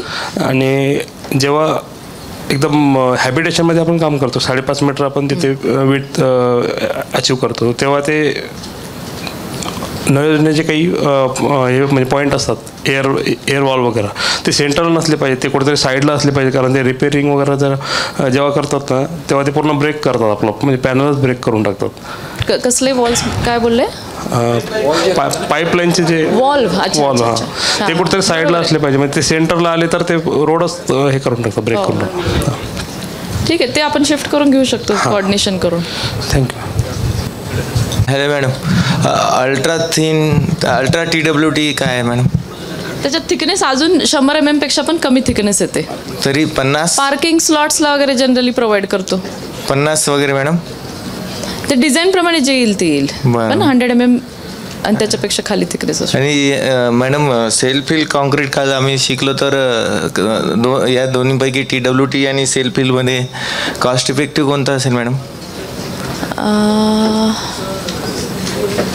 आता आपण कॉस्ट कंपॅरिझन सध्या तरी माझ्याकडे नाही आहे, पण सेल्फिल्डला पण M30 और M40 ग्रेड ऑफ कॉन्क्रीट आहे ना. TWT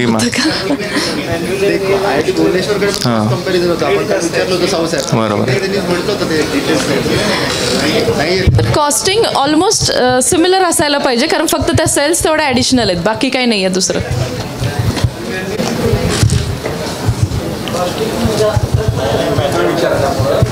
हां मॅडम आता अमरावती, बुलढाणा, अकोला इथे मॅक्झिमम एरिया ब्लॅक कॉटन येतो. बरेचसे NH झालेले आहेत. जे NH आधी BT कॅरेजवे 5.5 मीटरचा होता ते आता 2 लेन विथ पेव्ड झालेले आहेत. आता आपले पण TWTचे रोड आहेत ज्याची समजा जे एक्झिस्टिंग रोड आहेत 375चे आहेत आणि काही काही रोड 5.5 होणार आहेत. त्याच्यामध्ये लॉन्जिट्युडनल क्रॅक खूप आले आहेत NH मध्ये, एवढे प्रोव्हिजन असून सुद्धा. तर आपल्यामध्ये काही असं होईल का? क्रॅक्स येण्याचं कारण मेन काय गोष्टी ऑब्झर्व करायच्या तुम्हाला? Grade of concrete proper maintain झाला पाहिजे, वॉटर सिमेंट रेशो मेंटेन झाला पाहिजे, स्लम टेम्परेचर ऑब्झर्व करायचं आहे आणि त्याच्यानंतर लेक झाल्यानंतर तुम्ही ग्रू कटिंग टाईमवरती केलं पाहिजे आणि क्युरिंग 28 दिवस झालं पाहिजे. याच गोष्टीत हेच केअरफुली करा, काही प्रॉब्लेम येणार नाही. NH मध्ये मॅडम म्हणजे कॉन्क्रीटची स्ट्रेंथ पण आली आहे, फ्लेक्झरल स्ट्रेंथ पण आली आहे, सगळं आलेलं आहे. पण तरी पण सेंटरपासून 2 ते 3 मीटरमध्ये क्रॅक आल्या. म्हणजे तिथं कोर जर घेतला ना आपण तर सगळं काही मॅच होऊन जातं ते. अच्छा, तर केस टू केस वायडनिंग करतो ना आपण, तिथे मॅडम सबग्रेड जवळपास 1-1.5 मीटरचा सबग्रेड आहे. खालच्या लेअरचं कॉम्पॅक्शन एकदम व्यवस्थित पाहिजे, तो एक अजून एक मुद्दा आहे. आणि वायडनिंग करताना तर कॉम्पॅक्शन व्यवस्थित पाहिजे, टायबार्स प्रोव्हाइड केले पाहिजे. तर काय अडचण नाही. माझं एक NH मध्ये एवढे प्रोव्हिजन आहेत मॅडम, आपल्या इथं तर एवढे प्रोव्हिजन नाही. माझा एक मुद्दा होता फक्त सजेस्ट. नाही, आपल्या प्रोव्हिजन आपल्या रोडच्या कंडिशननुसार ॲडिक्वेट आहेत, काही प्रॉब्लेम नाही येणार. फक्त तुम्ही एक्झिक्युशन व्यवस्थित केलं पाहिजे. ठीक आहे. थिन व्हाईट टॉपिंग किंवा कॉन्क्रीट काम करताना सगळ्यात महत्त्वाचं आहे, पुढचं सगळं तुम्ही करणार आहे पण बेसची स्ट्रेंथ तुम्हाला व्हेरीफाय केलीच पाहिजे. तुम्ही जेव्हा थिन व्हाईट टॉपिंग कशावर करताय, तुम्ही ऑलरेडी जो एक्झिस्टिंग तुमचा BT रोड आहे, जो त्यांनी सुरुवातीला सांगितलं स्ट्रक्चरली सेफ आहे, साऊंड आहे, त्याची फक्त वरची BT लेअर थोडी डॅमेज झालेली आहे आणि त्याच्यावर पुन्हा तुम्हाला आणखी वारंवार BT करण्यापेक्षा तुम्ही कॉन्क्रीट करता आहे ती लॉंग लास्टिंग होण्याच्या दृष्टीने. पण जर तिथे तुमचे पॉटहोल्स असतील, जर त्याचा क्रस्ट डॅमेज झालेला असेल कुठल्याही ठिकाणी, तर तिथे तुम्ही जर त्याला कॉन्क्रीट केलं नुसतं, थिन व्हाईट टॉपिंग त्या रस्त्यासाठी सुटेबल नाही. आणि रस्ता जेव्हाही तुम्ही करणार आहात TWTमध्ये तेव्हा तुमचं बेस एन्श्युअर करणं हे मस्ट आहे. तुम्ही DPRच्या स्टेजला रस्ता बघितला असेल आणि तुम्ही 1 वर्षानंतर वर्क ऑर्डर देऊन जर तो रस्ता करणार असाल तर नव्याने म्हणजे TWTचं काम करताना काम करण्यापूर्वी साईट व्हिजिट करून तुमचे DPRचे कंडिशन काय होते आणि ॲज ऑन टुडे काय आहे, मे बी तो रस्ता आणखी डिटेरिओरेट झाला असेल, मे बी तुम्हाला त्याच्यामध्ये काही बदल तुमचे करावे लागण्याची गरज असेल, मे बी तुम्हाला पूर्ण 5 किलोमीटरच्या रस्त्यामध्ये पूर्ण रस्त्यावर नसतील पण 100-200 मीटरमध्ये तुम्हाला एखादी ॲडिशनल लेअर WBM किंवा WMM करायची गरज वाटत असेल तर हे सगळं बघणं फार महत्त्वाचं आहे. आणि DPRच्या साईडला जसं वाघ साहेबांनी मागाशी एक्सप्लेन केलं की सुरुवातीला FDR घेतला, पण जेव्हा ते ॲक्च्युअल साईटवर गेले त्यांनी तिथल्या कंडिशन बघितल्या, आपले प्रिसिडन्सेस बघितले आणि त्याच्यानंतर त्यांनी ॲक्च्युअल साईटच्या टेस्टिंग करून लिहिलं चीफ इंजिनियरना की हे ट्रीटमेंट आपल्याला बदलली पाहिजे आणि बदलून घेतली. त्यामुळे हे एक गोष्ट मला वाटतं पटकन सांगते, आपल्याला जेवणाच्या मध्ये येत नाही. टेक्निकल सँक्शन झालं आहे आणि टेंडर झालं आहे म्हणजे सगळं काही आता दगडावरची रेघ आहे आणि आता त्याला काही कोणी बदलू शकत नाही असं नाही. पण प्रोव्हायडेड तुम्ही ती पॉईंट आऊट केली पाहिजे, पॉईंट आऊट टेक्निकल टर्म्समध्ये केली पाहिजे. काल सरांनी सांगितलं ट्रॅफिक वाढली नाही, ट्रॅफिक किती वाढली तुमच्या टेक्निकल टर्म्समध्ये सांगायला लागेल. खड्डा पडला म्हणजे किती आहे, त्याचं क्वांटम काय आहे, किती स्क्वेअर मीटरमध्ये तुमचे हे आहे, हे सगळं तुम्हाला अनलेस यू व्हिजिट साईट सांगता येणार नाही. हे एक बघा. त्याशिवाय कॉन्क्रीट रोड करताना आलेले प्रॉब्लेम तुम्हाला सांगते फक्त क्विकली की आमच्याकडे ॲक्शन टेकन रिपोर्ट येतात. म्हणजे मला हे गोष्ट मी मागे मला वाटतं पुण्याला झालं तेव्हा सांगितलं होतं. आता तुम्ही सगळेजण आहात, आपण काही ठिकाणी कॉन्क्रीट रोड केले. आता आपण कॉन्क्रीट रोड आपल्या MMGSYच्या PMGSYच्या रस्त्यांमध्ये आधीही होते 100 मीटर 200 मीटर जिथे कुठे याच्यामधनं विलेज पोर्शनमधनं तुम्ही जाता तिथं आपण कॉन्क्रीट रोड केले. तुम्हाला मी सांगते मॅक्झिमम एटीआर कशावर आहेत? कॉन्क्रीट रोडवर आहे. का कॉन्क्रीट तर तुमच्या बीटीपेक्षा चांगलं आहे ना. आपण तर सांगतो ड्युरेबल आहे आणि स्ट्रॉंग आहे, स्ट्रेंथ जास्त आहे, असं काय काय बरेच ॲडव्हान्टेजेस आपण मोजले ना आता. पण जास्त हे आले कारण एकतर त्यावेळेला तुम्हाला प्रॉब्लेम आहे की तुमचं 5 किलोमीटरचं क्वांटम फ्लेक्झिबल पेवमेंटचं आहे आणि 100-200 मीटरमध्येच तुम्हाला कॉन्क्रीट रोड करायचं आहे. तर मे बी तुमचा कॉन्ट्रॅक्टर बॅच मिक्स प्लांटचं आणणार नाही, तुम्हाला त्याच्यावर हे करणं व्हेरीफाय करणं कठीण जाईल. मे बी हँड मिक्सिंग होत असेल काही ठिकाणी किंवा अगदी रुरल इंटेरियर रोडमध्ये. पण त्याही ठिकाणी आपण एकतर ड्यू प्रिकॉशन घेतलेल्या नाही, त्याचं क्युअरिंग प्रॉपर केलेलं नाही, करण्याआधीचा बेस एन्श्युअर केलेला नाही, त्याचं जॉईंट कटिंग केलेलं नाही. ह्या सगळ्या बेसिक गोष्टी आहे. ह्या न केल्यामुळे मॅक्झिमम जे आले आणि आपण त्याला ATR करताना काय करतात माहिती आहे का? त्याच्यावर काहीतरी हे टाकतात बेटीचा लेअर म्हणतात आता आम्ही त्याला केलं रॅव्हलिंग झालं. तर असं होत नाही. कॉन्क्रीटसाठी मॅडमनी पण आता सांगितलं की त्याला तुम्हाला तोडून पुन्हा करावं लागतं. क्वांटम त्याच्यामध्ये काही फार तुम्हाला करण्यासारखं नसतं. आणि सगळ्यात वाईट म्हणजे आपण असे पण रस्ते बांधलेत की ज्याच्यामध्ये आता केम्बर म्हटल्यानंतर अगदी तुम्ही लेमॅनला पण विचारा हो केम्बर कसं असतं आणि केम्बरचा पर्पज काय हा तुम्हाला रस्त्यावरनं जाणारा माणूस पण सांगतो. त्याला काही तुम्ही फार इंजिनियर असण्याची गरज नाही की पाण्याचा निचरा झाला पाहिजे मग तो कसा होईल. आणि साधारणतः केम्बरचा शेप असा असतो अगदी है ना. आपण कॉन्क्रीट रस्ते बांधले, M40 कॉन्क्रीटमध्ये रस्ते बांधले आणि आपण कसे रस्ते बांधले माहिती आहे? आणि आम्ही जेव्हा इन्स्पेक्शनला गेलो, जेव्हा लोकांनी तक्रारी केल्या, तक्रार केल्यानंतर तुम्हाला माहिती आहे तुम्ही गावामध्ये काम करता, एक कॉन्ट्रॅक्टरला काम मिळालं की त्याचे 10 रायव्हल्स असतात. तक्रारी कशातनं होतात हे पण तुम्हाला सगळ्यांना माहिती आहे. आणि तक्रारी जेव्हा NRIDA लेवलला जातात आणि जेव्हा NQM तपासायला येतात आणि जेव्हा त्यांच्यासमोर आपलं असं दृश्य दिसतं रस्त्याचं, तुम्हाला सांगते पूर्ण 1 किलोमीटरचा कॉन्क्रीट रस्ता तोडून करावा लागला. किती वाईट गोष्ट आहे ही. म्हणजे आपल्या फील्डचा ज्युनियर इंजिनियर किंवा सिव्हिल इंजिनिअरिंग असिस्टंट म्हणजे केवळ तुम्ही सगळे टेक्निकलिटी मेंटेन केल्या आणि ते जर बघितलं नाही, ही फार वाईट गोष्ट आहे. तुम्हाला मी सांगते फार म्हणजे माझ्या आयुष्यातली फार वाईट अनुभव आहे हा की तिथला एक व्हिलेजर पाईप घेऊन आला, त्याचं घर शेजारी होतं, त्यांनी मला उभं केलं, मॅडम मी दाखवतो तुम्हाला पाणी कसं जातंय बघा. त्यांनी पाईप सोडला आणि सगळं पाणी आपल्या रस्त्यावर आपण बशी केली आहे. हे फार गंभीर आहे आणि ह्याच्यावर ॲक्शन घेतल्या जाऊ शकतात आणि आपल्याला घरी जायची वेळ येऊ शकते. आणि कॉन्क्रीट आम्ही गमतीने म्हणतो की ठीक आहे एखाद्या मंत्री महोदयांचा दौरा लागला की PWD एका रात्रीतनं रस्त्यावरचे सगळे खड्डे बुजवून रस्ता चकाचक करून टाकतो आपण है ना. असं कॉन्क्रीट रस्त्यात काही नाही करता येत आपल्याला. त्यामुळे काम करताना खूप दक्षता घ्या.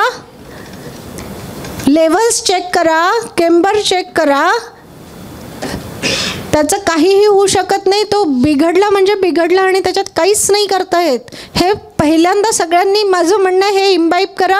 हे एकदा तुमच्या डोक्यात ठसलं की तुम्ही आपोआप सगळे प्रोव्हिजन्स वाचाल, बघाल आणि त्याप्रमाणे काम कराल. दुसरं एक अगदी आपल्यामध्ये अतिशय चुकीचा कन्सेप्ट एक डोक्यामध्ये आहे. M30चा रस्ता म्हणजे आपली क्यूब फोडलं की 30चं जर आपल्याला स्ट्रेंथ मिळाली असं असतं का? मिक्स डिझाईन आपण किती याच्यासाठी करतो, मिक्स डिझाईनला आपली स्ट्रेंथ काय घेतलेली असते, क्यूबचा ॲक्सेप्टेबिलिटी क्रायटेरिया काय आहे, 30च मिळायला पाहिजे का? बघितलंय का हे कोणी? हे पण चेक करा. ॲक्सेप्टेबिलिटी क्रायटेरिया चेक करा. मिक्स डिझाईनला तुम्हाला क्यूब स्ट्रेंथ काय दिली आहे चेक करा. अहो माझं सिम्पल प्रश्न आहे तुम्हाला क्यूबला जर ॲक्सेप्टेबिलिटी क्रायटेरियाप्रमाणे स्ट्रेंथ मिळत नसेल तर रस्त्यावर काय मिळेल? क्यूब आपण 3 लेअरमध्ये भरतो, टॅम्पिंग करतो, सगळं व्यवस्थित करतो, त्याला बुडवून ठेवतो. क्युअरिंग करतो म्हणजे इमर्शन टँकमध्ये बुडवून ठेवतो है ना. तरी जर आपल्याला स्ट्रेंथ मिळत नसेल मिक्स डिझाईनला दिलेली, तर रस्त्याला मिळेल का? तिथे तर तुम्ही सरफेस क्युअरिंग करताय, पाणी टाकताय. आम्ही हॅममधले रस्ते M40मध्ये केलेले संपूर्ण क्रॅक होऊन पुन्हा करायची वेळ आलेले बघितले आहेत. त्यामुळे आणि तिकडे तर तो कॉन्ट्रॅक्टर रिस्पॉन्सिबल होता, सो एक पत्र दिलं की बाबा तुझी रिस्पॉन्सिबिलिटी आणि तू हे काम क्वालिटीचं केलं नाही. पण इथे आपली रिस्पॉन्सिबिलिटी आहे, नुसतं त्याच्या ह्याच्यावर हे करून राहणार नाही. त्यामुळे PIUनी सुद्धा हे ट्रान्सफर करा. अशी दुर्दैवी वेळ आपल्यावर यावी की इतक्या बेसिक चुका आपल्या कामात व्हाव्या असं होऊ देऊ नका. कॉन्क्रीटच्या बाबतीमध्ये तरी फार दक्ष राहा. थँक्यू. हेलो. पिक्चर में कितने भी रीटेक होने के बाद अपने सामने बहुत अच्छा आता है, लेकिन नाटक एक ही बार होता है स्टेज पे. तो यही फ़र्क है फ्लेक्सिबल पेवमेंट और कंक्रीट पेवमेंट में. कंक्रीट पेवमेंट यानी नाटक है, ये आपको एक बार करने मिलेगा, इसको रिपेयर करने कोई आएगा नहीं वापस. और फ्लेक्सिबल पेवमेंट का कैसा है, थोड़ा पैच खराब हो गया वो कॉन्ट्रैक्टर कर देता है. यस यस यस यस हो. नहीं नहीं होते होते होते तुम्हें थामा. यस यस यस यस हो. तो अभी और सबसे बड़ी बात बोले तो अभी भी सी साहब अमरावती आए थे, इतने लिबरल है अपने हम बकरे सर को. अच्छा तो वाक सर आ जाए. वाक सर PIU परभनी, इन्होंने हमें कॉन्टैक्ट मैनेजमेंट और MB रिकॉर्डिंग पर बताया और एक बहुत अच्छा प्रेजेंटेशन बताया उनका. अच्छा ठाकरे सर आ गए. ओके ठाकरे सर का बहुत बहुत धन्यवाद, इन्होंने नई टेक्नोलॉजी दिया. हमारी तरफ से एक टोकन ऑफ अप्रिशिएशन आपको दिया जा रहा है, कृपया स्वीकार कीजिए. ट्रान्सफर करायची व्यवस्था हो ठेवा नाही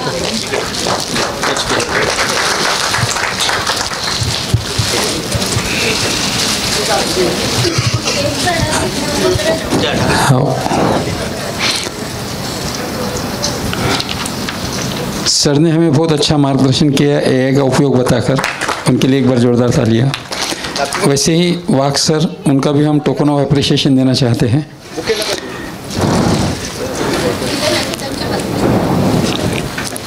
वाक सर ने हमें कॉन्टैक्ट मैनेजमेंट और MB रिकॉर्डिंग के बारे में बताया, जो बारीकाई थे वो बताया और एक बहुत अच्छा प्रेजेंटेशन हमारे सामने दिया.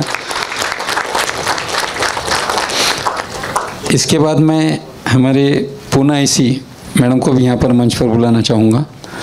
मैथिली झांजुर्णे मैडम आहे ना, अजून 2 लोकांना द्यायचं आहे.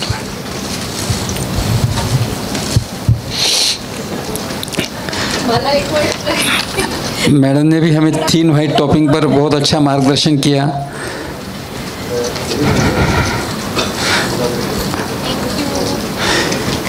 कार्य सभी करते हैं, लेकिन इसके लिए प्रिपरेशन लगती है, प्रेजेंटेशन बनाना पड़ता है, स्टडी करना पड़ता है, लोगों को फेस करना पड़ता है.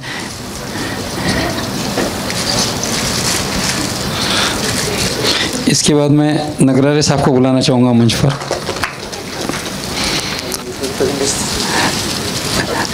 नगरारे साहब ने नहीं, आप उनको सी साहब को नहीं देना, ये आपके लिए, क्योंकि आप इनके साथ को थे आज साथ में. आपण 2 दिवस जो आनंद घेत आहोत आपल्या कार्यक्रमाचा, त्याचे मुख्य सूत्रधार हे आमचे सत्यशील नगराळे साहेब आहेत. हां, त्यांचं विशेष अभिनंदन करून एकदा जोरदार टाळ्या होऊ द्या.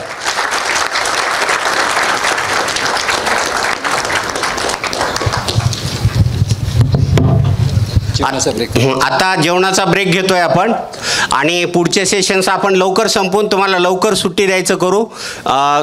सचिव साहेब आले तर त्यांच्या सह्या झाल्या की लगेच तुम्हाला सर्टिफिकेट पण इश्यू करायचे आहेत. तोपर्यंत मात्र कोणी जाऊ नका, ही विनंती तुम्हाला. 2:45 अर्ध्या तासाचा जेवणाचा ब्रेक. अर्ध्या तासाचा जेवणाचा ब्रेक. लॉग इन केलाय का? झूमवर लॉग इन केलंय? नाही. कर झूमवर लॉग इन करा आधी.